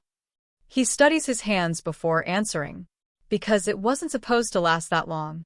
The statement is chilling in its ambiguity. "What wasn't?" she asks. The silence. He does not elaborate. Cole presses gently. "You could have ended it years ago." He nods once. I know. Why didn't you? Another pause. Because every year I thought it would destroy them. And then every year it destroyed them anyway. It is not an apology. It is not redemption. It is a thin acknowledgement of consequence. Outside the prison walls, life continues in ordinary rhythms. Children who grew up hearing Elena's name as a cautionary tale now bring their own children to playgrounds near Roosevelt Avenue. The abandoned laundromat is long gone, replaced by a bright storefront selling cell phones and lottery tickets. Most people walking past have no memory of the blizzard of 1992. But older residents do. They remember the helicopters, the search parties, the backpack in the dumpster. They remembered Daniel standing beside Elena's parents, face solemn, hands folded. The discovery of the basement remains forces them to reinterpret every one of those images. Memory shifts. Scenes replay with darker undertones. For the Morales family, the shift is quieter. Grief transforms when the missing become found. The endless imagining of distant fields, of water, of unknown suffering is replaced with something specific. She was there. She was close. She did not vanish into an infinite void. She was hidden in a finite space, cruelly near. There is strange relief in that specificity. On the first anniversary of her burial, snow falls again, lightly coating the cemetery. Elena's mother kneels by the grave and brushes snow from the engraved letters of her daughter's name. This time, the snow does not represent erasure. It feels softer, almost protective. Detective Cole visits later that day alone. She stands at a respectful distance, hands in her coat pockets, breath visible in the cold air. She has closed dozens of cases in her career, but none like this. None that spanned half a lifetime. None that required her to think smaller when every instinct screamed to search wide. The cold case is no longer technically cold. It is fully resolved in the eyes of the law. The killer convicted. The body recovered. The confession entered into record. Yet resolution does not feel like triumph. It feels like weight redistributed. Daniel Harper will likely die in prison. His name will remain linked forever to betrayal and concealment. Elena's name will remain linked to resilience, to a family that refused to stop asking, to detectives who refused to let a strand of hair fade into irrelevance. And still, in quiet moments, the question lingers in a different form. What if the basement wall had never been reopened? What if the letter had never been sent? How long can silence survive before it cracks under its own pressure? 41 years in this case. 41 winters. 41 January 12th mornings where a mother woke up without knowing where her daughter lay. Now she knows. The grave is real. The earth is settled. The storm that began in 1992 has finally, undeniably ended. But its echo remains, in snowflakes drifting down over Queens, in basements that feel darker than they should, in the understanding that sometimes the most terrifying secrets are not hidden miles away. They are hidden behind the walls of the homes we think we know best. The first winter after the arrest felt nothing like closure. It felt like something had been torn open and left exposed to the cold. Snow pressed against the sidewalks of Queens the way it had in 1992, thick and blinding, muting the sound of traffic, turning every footprint into evidence. 30 years ago, that snow had swallowed the last trace of a 17-year-old girl walking home from a friend's house. Now, 3 decades later, it seemed to whisper again, cold case, unfinished, unresolved. The prosecution moved forward with confidence. They had the DNA recovered from a preserved scarf, a partial match enhanced through genealogical databases, fibers linking back to the basement workshop of a family friend everyone once trusted. They had phone records reconstructed from dusty billing archives, showing calls made that night that were never explained. They had statements from neighbors who, after years of silence, suddenly remembered headlights idling too long at the curb. But memory is a dangerous thing. It grows sharper under pressure. It bends toward expectation. In court filings, the accused, a man who had attended birthday parties, fixed broken sinks, stood at the edge of backyard barbecues with a paper plate in hand, denied everything. His attorneys called it contamination. Coincidence? A rush to judgment fueled by the hunger to close a headline that had haunted the city for 30 years. New York 1992 cold case breakthrough. The papers had screamed when he was charged. Family friend arrested after decades of silence. Shockwaves through the community. But shock is not proof. Inside the courtroom, the air felt thin. The victim's mother, now frail, sat in the front row every day. She wore the same silver locket she had worn in every anniversary interview, the same photograph tucked inside. 30 years of waiting compressed into the quiet tremble of her hands. Prosecutors laid out the timeline like a map of inevitability. The girl left her friend's apartment at 9:14 p.m. A neighbor saw her walking alone.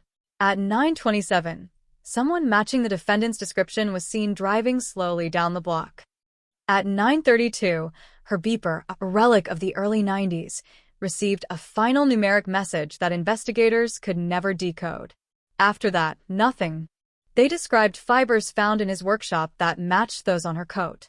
They described a faint trace of her DNA under a layer of varnish on a wooden workbench, preserved accidentally for 3 decades. They described how advances in forensic technology turned what was once noise into signal. And then the defense stood. They pointed to the years. 30 years. They asked why it took so long. Why the evidence had sat in storage. Why investigators had once cleared the same man now being labeled a monster.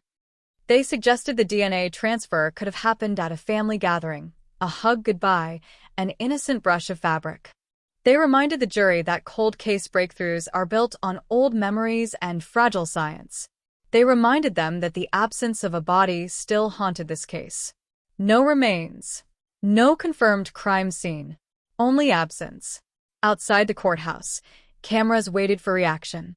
The community split in two, those who believed justice had finally arrived, and those who whispered doubt behind closed doors. He had been a fixture in their lives. He coached Little League. He shoveled driveways during blizzards. Monsters don't look like that, some said. Monsters look ordinary, others replied. But beneath the legal arguments, something darker lingered. A former detective, now retired, stepped forward during the trial with a statement that shook the narrative. He admitted that in 1992, investigators had received an anonymous tip naming the same family friend. The tipster claimed the man had a temper, that he had been seen arguing with the girl weeks before she vanished. The tip was logged, then buried. No follow-up. No warrant. No deeper look. Why? The detective said resources were thin. The city was overwhelmed with violent crime in the early 90s. The tip lacked specifics. There was no probable cause. But to the victim's family, it sounded like negligence. The revelation spread like wildfire. Talk radio roared. Editorials demanded accountability. Had the case been solved decades ago, if someone had simply knocked harder on the right door? In the middle of the storm, another twist surfaced. A woman in her 40s contacted prosecutors. In 1993, she had been a college freshman living 2 neighborhoods away. She claimed that a man matching the defendant's description had approached her one night, offering a ride when her car wouldn't start. She declined. He insisted. She remembered the way he smiled, tight, rehearsed. She remembered a strange feeling in her gut. She never reported it. Nothing happened. But when she saw his face on the news, she said the memory hit her like ice water. The defense dismissed it as coincidence. Mistaken identity. The prosecution framed it as pattern. Each day in court layered tension over uncertainty. Jurors took notes. They watched grainy photographs from 1992 projected onto modern screens. They listened to forensic experts explain how DNA, once considered too degraded, could now speak. They listened to character witnesses describe the accused as generous, patient, incapable. And still, the central horror remained unchanged. A 17-year-old girl left home one night and never came back. No body. No confession. Only science and suspicion. Midway through the trial, a rumor rippled through the gallery. Construction workers in upstate New York had uncovered skeletal remains in a wooded area near an abandoned property once owned by a distant relative of the defendant. The timing felt surreal, almost cinematic. News vans rerouted. Commentators speculated. For 3 days, the courtroom held its breath. Forensic teams worked around the clock. The remains were decades old. Female, roughly the right age. The city braced for confirmation. But when the DNA results came back, the remains belonged to someone else, another missing person from another unsolved case. A separate tragedy, colliding by accident with this one. Relief and despair tangled together. One family would finally have answers. Another remained in limbo. The trial resumed, heavier than before. Closing arguments arrived like a final storm. The prosecution's voice rose, steady and unwavering. They spoke of betrayal, of trust exploited, of a predator hiding in plain sight for 30 years while a family grieved. They reminded the jury that justice delayed is still justice. The defense countered with doubt. They dissected timelines. They challenged the integrity of preserved evidence. They warned against convicting a man because a community needed closure. The jury deliberated for 6 days. 6 days of silence. 6 days of speculation. 6 days where every news outlet replayed archival footage from 1992, candlelight vigils, tearful interviews, the mother's voice cracking as she begged for information. On the 7th day, the verdict arrived. Not guilty. The words hit the courtroom like a physical blow. Gasps. A muffled cry from the front row. The defendant exhaled, shoulders collapsing under invisible weight. His family embraced him. The victim's mother stared straight ahead, as if refusing to hear. Outside, chaos. Reporters shouted questions. Microphones thrust forward. Do you feel vindicated? Will you pursue civil action? What does this mean for the cold case? But there was no neat ending. No resolution. Legally, the man was free. Publicly, suspicion clung to him like smoke. Some neighbors avoided eye contact. Others welcomed him back, with forced smiles. The fracture in the community widened. For the victim's family, the verdict felt like 1992 all over again. The door still open. The phone still silent. And yet, something had changed. The trial had unearthed buried mistakes, forgotten tips, overlooked leads. New investigators, younger and less bound by the past, reopened files with renewed urgency. They re-examined phone records once dismissed. They traced vehicles registered in the neighborhood that night. They reviewed evidence from storage boxes untouched for decades. Because a not guilty verdict does not close a case. It only closes a chapter. Whispers began to circulate about another person of interest, someone who had moved out of state shortly after the disappearance, someone who had been interviewed briefly in 1992 and then forgotten. A name that had never made headlines. A shadow at the edge of the story. The public didn't know much yet. Just enough to sense that the cold case was not done speaking. On the 30th anniversary of the girl's disappearance, the community gathered again under winter sky. Candles flickered against the wind. The mother stood with help now, her voice softer but unbroken. She thanked those who had never stopped caring. She said she still believed the truth would surface. Behind her, reporters scribbled notes. Cameras rolled. The headline had changed shape, but not tone. New York 1992 cold case. Verdict shock city. Mystery deepens. And somewhere in a city that never truly sleeps, someone else may have been watching the coverage with a different kind of fear. Someone who thought time had erased everything. Someone who believed snow could bury a secret forever. Because the most unsettling part of an unsolved case is not the silence. It's the possibility that the story is still unfolding. 30 years ago, a girl vanished into the winter night. Today, her absence still echoes down the same streets, through the same apartment windows, across the same frozen sidewalks. The case remains open, and the cold has not loosened its grip. The weeks after the verdict did not feel like an ending. They felt like a warning. New York had watched a man walk free after 30 years of suspicion, and instead of relief, the city felt exposed. The headline that once promised resolution now carried a different weight. Cold case still open. Doubts deepen. New questions surface. Talk radio hosts circled the same arguments. Editorial boards clashed. Was the system cautious, or had it failed again? Inside the district attorney's office, there was no time for opinion. There was only evidence stacked, catalogued, aging. The file labeled 1992 had grown thick over 3 decades, swollen with interviews, lab reports, maps marked in red ink. The acquittal did not shrink it. If anything, it sharpened its edges. Prosecutors could not retry the same man without new evidence. Double jeopardy sealed that door. But the case itself remained alive, restless. A new task force assembled quietly. Younger detectives. Forensic analysts trained in methods that did not exist in the early 90s.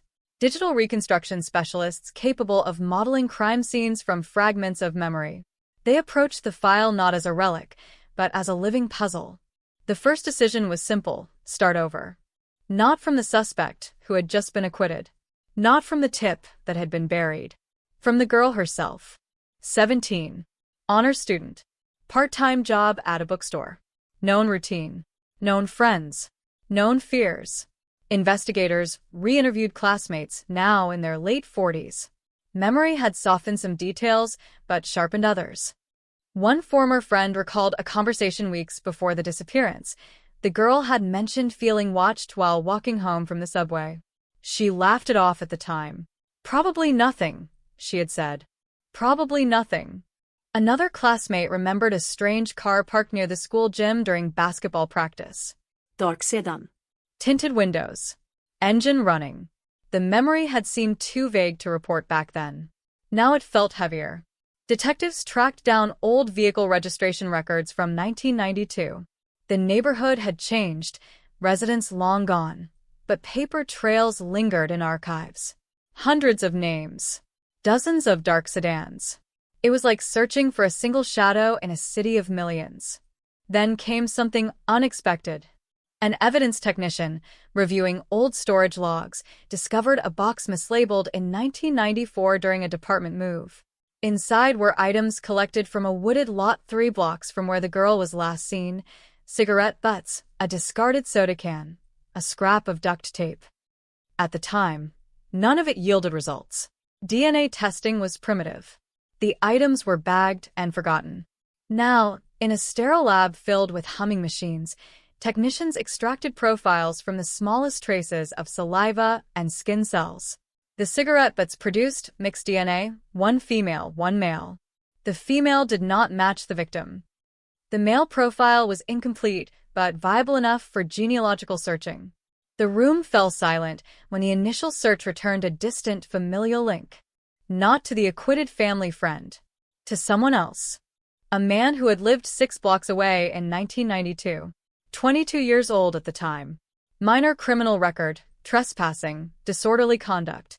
No violent felonies. He had moved to another state in 1994. Married. 2 children. Steady employment. No public connection to the victim. His name had appeared once in the original file. Interviewed briefly as part of a neighborhood canvass. He told detectives he was home that night watching television. No one confirmed it. The interview lasted 15 minutes. 15 minutes in 1992. 30 years of silence after.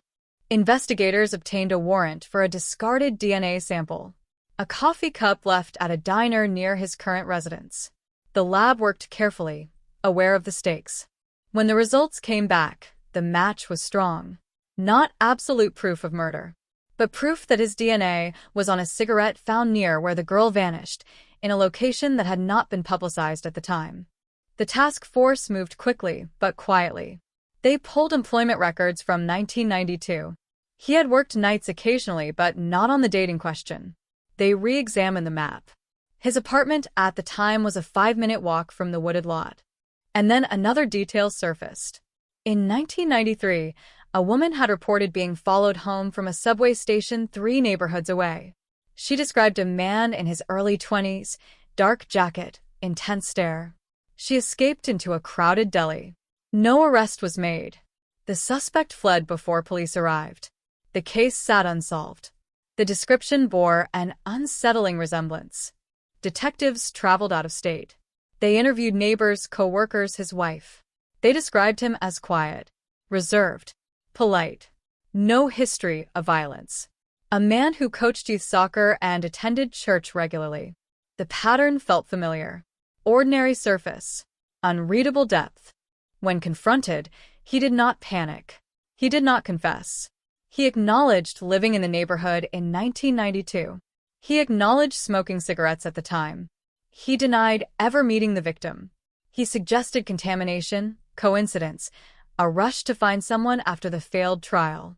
His calm unsettled investigators more than anger would have. Back in New York, prosecutors debated their next move. The evidence was compelling but circumstantial. DNA on a cigarette near a wooded lot did not prove abduction. It placed him nearby. Nothing more. Then came a break that felt almost unreal. A retired sanitation worker contacted the task force after seeing renewed coverage of the case. In 1992, he had been assigned to a route that included the wooded lot. He remembered something unusual the morning after the disappearance, a large plastic bag partially concealed under leaves. He assumed it was construction debris. He tossed it into the truck compactor without opening it. At the time, the girl was already missing, but no connection was made.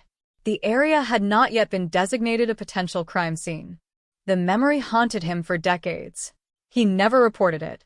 He could not be sure it was relevant. But the timing, he said, never sat right.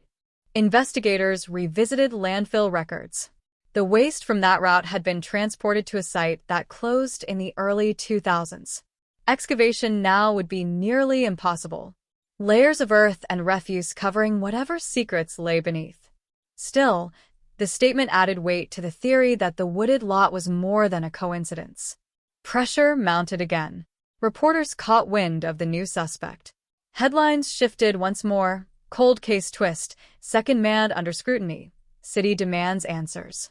The community, exhausted but unable to look away, braced for another upheaval.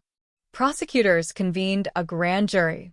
Testimony stretched for weeks. Forensic experts explained the DNA match. Detectives outlined the proximity, the prior suspicious report, the sanitation worker's memory. Defense attorneys, observing closely, prepared for battle. And then the unexpected struck again. Before the grand jury could conclude, the suspect's wife contacted authorities privately. She had found something in their attic while cleaning, a small metal box hidden beneath insulation. Inside were old newspaper clippings from 1992 about the disappearance, obsessively preserved. Folded and refolded. Alongside them, a faded photograph torn from a school yearbook, the victim's face circled in pen. The wife claimed she had never seen the box before. When confronted with the discovery, the suspect's composure cracked for the first time. He insisted the clippings were mere curiosity, that the case had fascinated the entire neighborhood. He could not explain the circled photograph. Investigators obtained a warrant to search the house thoroughly. They found no physical remains, no definitive weapon, no confession letter hidden in a drawer. But they did find a journal from the early 1990s. Most entries were mundane: work schedules, grocery lists. One page, dated the week after the disappearance, contained a single sentence: "I didn't mean for it to go that far." The line was ambiguous. Context missing. No mention of a name. No description of an event. Just 12 words that could mean everything or nothing. The grand jury reconvened. Outside the courthouse, cameras lined the steps once again. The city felt suspended between hope and dread. For the victim's mother, now thinner, voice softer, the possibility of another arrest felt like reopening a wound that had barely begun to scar. Days later, the indictment came down. Second suspect charged in 1992, disappearance. The words detonated across headlines nationwide. This time, there was no prior acquittal shadowing the case. This time, the evidence felt layered: DNA, memorabilia, a cryptic journal entry, proximity, pattern. Still circumstantial, still contested, but heavier. As the suspect was led from his home in handcuffs, neighbors stared in disbelief. Some cried. Some turned away. He maintained his innocence, repeating it with mechanical precision. The courtroom would once again become a stage for memory and science, for grief and doubt. But beneath the legal drama, one truth remained constant. A 17-year-old girl vanished into a winter night, and for 30 years, the city failed to bring her home. Now, with a new name at the center, the cold case burned hotter than ever. Yet, even as charges were filed, investigators knew the danger of certainty. They had watched one theory collapse under scrutiny. They understood how fragile justice can be when built on fragments. The trial loomed ahead, promising answers or another fracture. And somewhere in the layers of evidence, in the silence between testimonies, the original questions still echoed through Queens like wind through bare branches. What really happened on that night in 1992? The city was about to find out. Or so it hoped. The second trial did not begin with certainty. It began with tensions so thick it felt like weather pressing against the courthouse walls. 31 years after a 17-year-old girl vanished into a New York winter, the city once again found itself staring at a familiar headline. 1992 cold case returns to court. New suspect faces jury. Decades-old mystery on the brink. The words promised resolution. They always did. But inside the courtroom, no one trusted promises anymore. The defendant sat rigid, expression controlled, eyes fixed straight ahead. Gone was the quiet confidence he displayed when first questioned. In its place, calculation. His wife did not attend the opening day. Neither did many of the neighbors who once described him as gentle, reserved, incapable. The victim's mother was there. Older now. Frilier. Wrapped in a dark coat despite the overheated room. She clutched that same silver locket, thumb tracing its edges as if it were the only solid thing left in the world. The prosecution moved carefully this time. No teatrix. No sweeping declarations of justice finally served. They laid the evidence out like a slow fuse. DNA from a cigarette butt found near the wooded lot 3 blocks from where the girl was last seen. A strong match to the defendant. A location never publicly disclosed in 1992. They emphasized that detail repeatedly. The public did not know about the wooded lot. Yet his DNA was there. They introduced the metal box found in his attic. Newspaper clippings about the disappearance.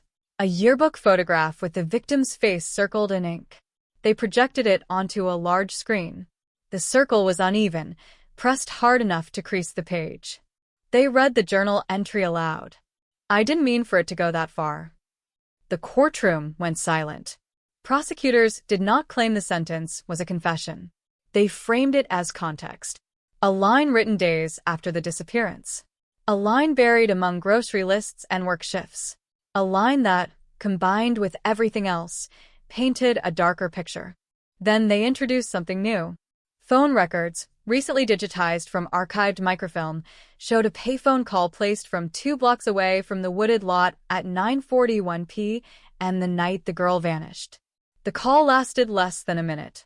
The number dialed belonged to the defendant's apartment. He had told police in 1992 he was home, alone watching television. There was no proof he answered the call. No recording of what was said. But the timing tightened the frame. The defense countered with precision. DNA on a cigarette butt proves proximity, not murder. A young man living in the neighborhood could easily have walked through that lot. Newspaper clippings prove curiosity, not obsession. The journal entry proves nothing without context. The payphone call could have been made by anyone. They leaned heavily on absence. No body. No confirmed crime scene. No eyewitness placing the defendant with the victim that night. They reminded the jury of the first failed prosecution. They warned against emotional momentum, against convicting a man because the city could not bear another unsolved cold case. But beneath the arguments, another current moved quietly. Midway through the trial, a forensic anthropologist took the stand. She presented new data from the landfill site connected to the sanitation workers' route in 1992. Using satellite imaging and waste deposition records, analysts had narrowed down a specific sector where trash from that route was likely buried. Excavation was deemed nearly impossible, layers of debris and toxic runoff spanning decades. Yet soil samples from surrounding runoff zones revealed something unsettling. microscopic fibers matching the victim's winter coat material, consistent with environmental degradation over time. It was not proof of a body, but it suggested contact with that landfill. The defense attacked the methodology. Environmental transfer, cross-contamination, statistical uncertainty. The jury listened, faces unreadable. Then came the testimony that shifted the room. A former co-worker of the defendant, now living in another state, came forward voluntarily. In early 1993, weeks after the disappearance, he recalled a conversation during a late shift. The defendant had been drinking, rare for him, the co-worker said. Agitated. He muttered something about a mistake that can't be fixed. At the time, the co-worker assumed it was about a relationship problem. But when the new arrest made headlines, the memory resurfaced with sick clarity. The defense argued that memories warp over time, especially when influenced by media coverage. They suggested suggestion, projection, hindsight bias. Still, the phrase lingered in the air. A mistake that can't be fixed. As closing arguments approached, the courtroom felt less like a legal chamber and more like a pressure vessel. The prosecution's final address was restrained but relentless. They spoke of patterns, proximity, concealment, fixation. They spoke of science catching up to silence. They acknowledged the absence of a body, but reminded the jury that murder convictions have stood without one when evidence converges with enough weight. They ended with a simple statement: the victim has been missing for 31 years. The truth has not. The defense responded with doubt sharpened into a blade. They dissected each piece of evidence individually, urging jurors to resist stacking speculation on top of coincidence. They reminded them that suspicion is not guilt, that grief is not proof, that once a verdict is rendered, it cannot be undone. Deliberations began. The city held its breath again. News vans camped outside the courthouse. Commentators recycled footage from 1992, then from the first trial, then from the new arrest. The headline rotated in endless variations: cold case verdict imminent, 3 decades later, justice or another dead end. Inside the jury room, 12 strangers carried the weight of 31 years. 3 days passed, then 5. On the 6th day, a note was sent to the judge requesting clarification on the landfill fiber analysis. On the 7th, another note asking to review the journal entry. On the 9th day, the jury returned. The courtroom filled before dawn.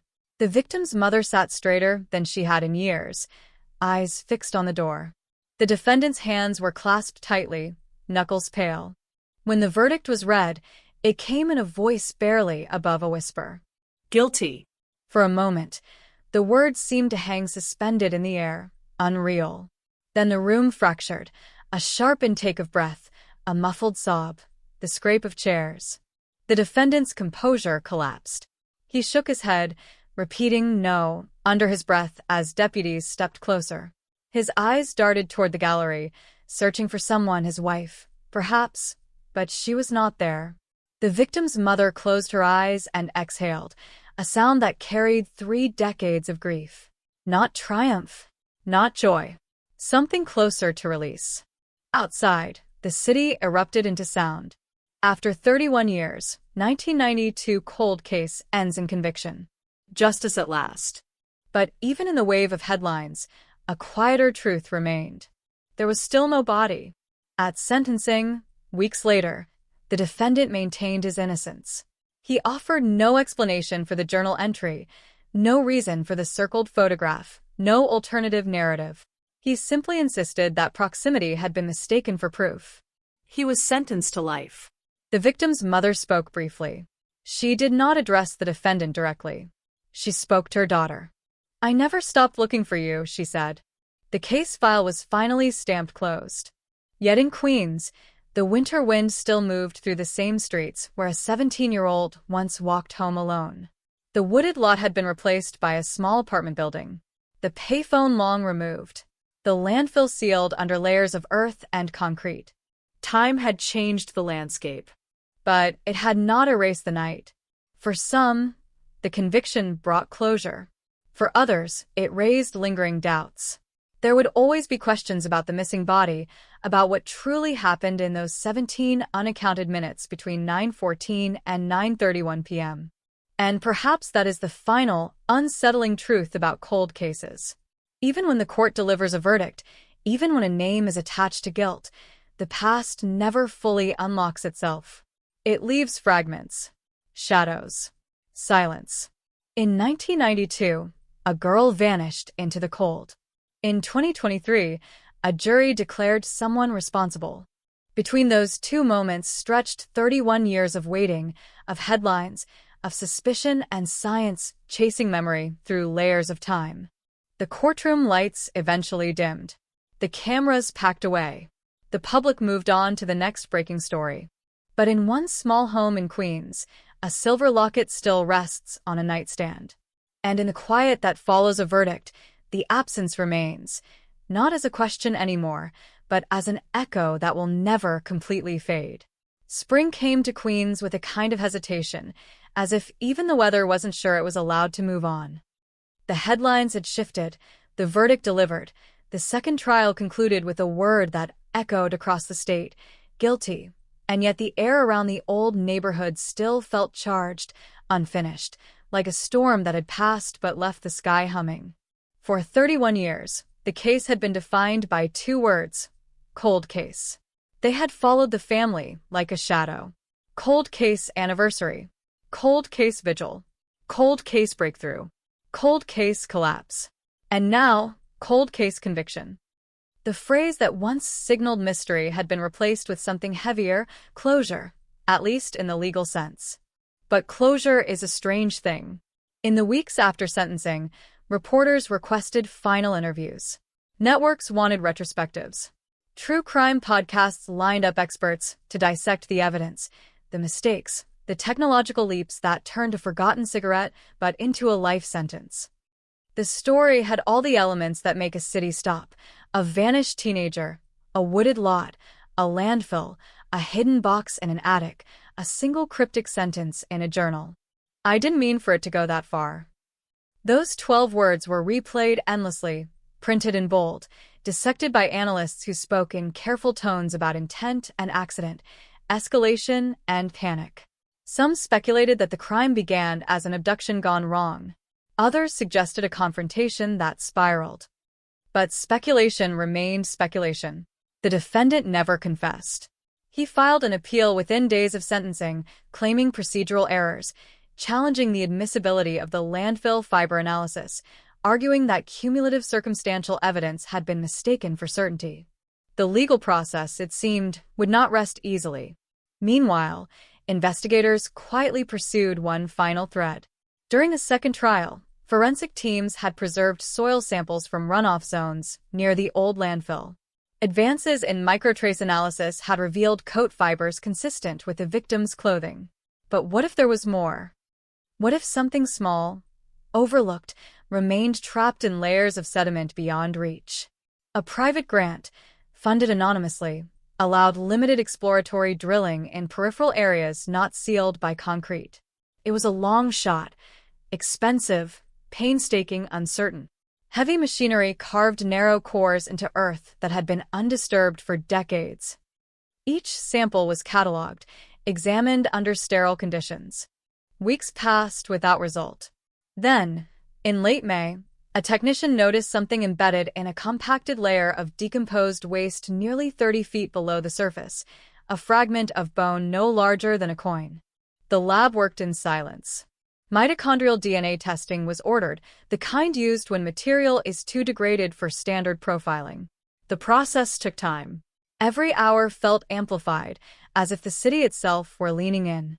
When the results came back, the confirmation was quiet but seismic. The fragment was consistent with the maternal DNA of the victim's family. After 31 years, physical evidence of her existence had finally surfaced. The district attorney's office held a press conference that felt restrained, almost reverent. No dramatic declarations. Just facts.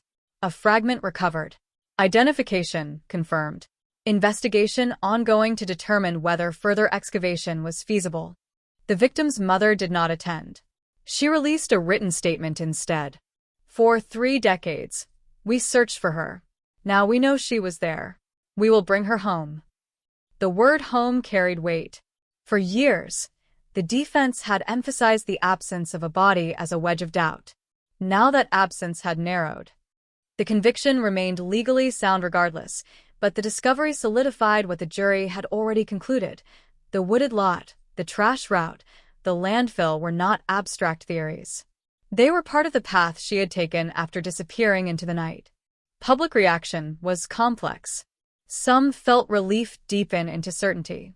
Others questioned why the fragment had not been found earlier, why excavation had taken so long to authorize, why funding required anonymity.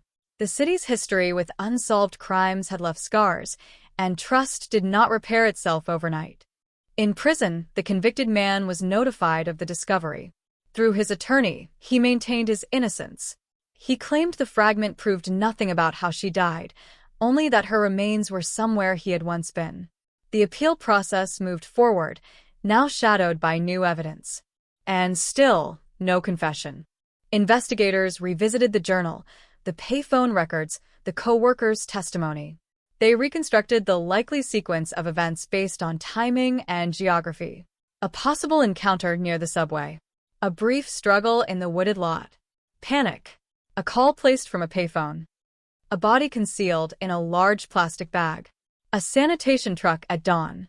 A landfill swallowing what the city had not yet recognized as a crime scene. It was a narrative assembled from fragments, physical, circumstantial, emotional. In early summer, a small private burial was held. The fragment of bone, along with soil from the landfill site, was placed in a simple casket. The ceremony was quiet. Family, a few close friends, 2 detectives who had worked the reopened case from the beginning. No cameras. No headlines. Just a name spoken aloud, carried by wind instead of microphones. The neighborhood had changed dramatically since 1992. New apartment buildings stood where vacant lots once stretched. The wooded area was gone entirely. Children played where investigators once combed through leaves with flashlights. Most residents had no memory of the disappearance except as something they had read about in a retrospective article. But for those who had lived through it, the echoes remained. A retired detective, one of the first responders back in 1992, visited the burial site alone weeks later. He stood silently for a long time, replaying decisions made in an era before DNA databases and digital mapping. He had canvassed door to door, taken notes in a spiral notebook, logged tips on paper forms that yellowed with time. He wondered whether knocking one more time, asking one more question, might have changed everything. Cold cases are not just puzzles. They are timelines of missed chances and evolving science. The appeal hearing was scheduled for the following year. Legal experts debated its chances. Some argued that the circumstantial web was strong enough to withstand scrutiny. Others believed the absence of direct eyewitness testimony left room for argument. But beyond legal strategy, the human element lingered. The defendant's children, now adults, withdrew from public view. They issued no statements. Their lives, too, had been split into before and after. Before the arrest. After the conviction. They lived with a verdict that defined their family name. The victim's mother stopped giving interviews altogether. For the first time in decades, she did not speak at the annual vigil. The gathering still occurred, candles lining the sidewalk, neighbors pausing in silence, but her absence marked a shift. Grief, once public and urgent, had become private and exhausted. Autumn returned, then winter again. 32 years after the disappearance, snow fell over Queens just as it had on that original night.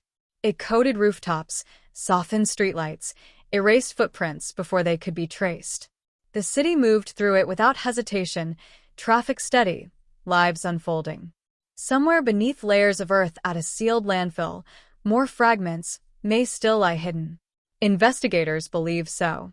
Excavation on a larger scale remains unlikely, restricted by environmental risk and cost. The recovered fragment may be the only physical piece ever returned. Yet in the arc of this case, that fragment altered everything. For 3 decades, the story was defined by absence. Now it included presence, small, fragile, undeniable. The term cold case no longer fits as it once did. The mystery of who was responsible has been answered in a courtroom. The mystery of exactly how it unfolded may never be fully known. There are no recordings of that final encounter. No living witness to describe the last words spoken. Only evidence. Only inference. And the quiet knowledge that time does not erase truth. It buries it. In 1992, a 17-year-old girl stepped into the night and vanished. In 2023, a jury spoke her name through a verdict. In 2024, a fragment of bone rose from the earth and confirmed what grief had always known. The city continues, restless and bright, headlines turning over with each new crisis. But in one corner of Queens, in a small cemetery where winter grass bends under frost, there is finally a place to stand, a place to remember not a mystery, not a headline, but a life interrupted. The file may be closed. The appeal may continue. The debates may linger. But the silence that once defined the case has changed. It is no longer the silence of not knowing. It is the silence that follows the truth, when the shouting stops and the snow begins to fall again, covering the streets where it all began, whispering of a night that will never fully loosen its grip on the city that failed to see it coming.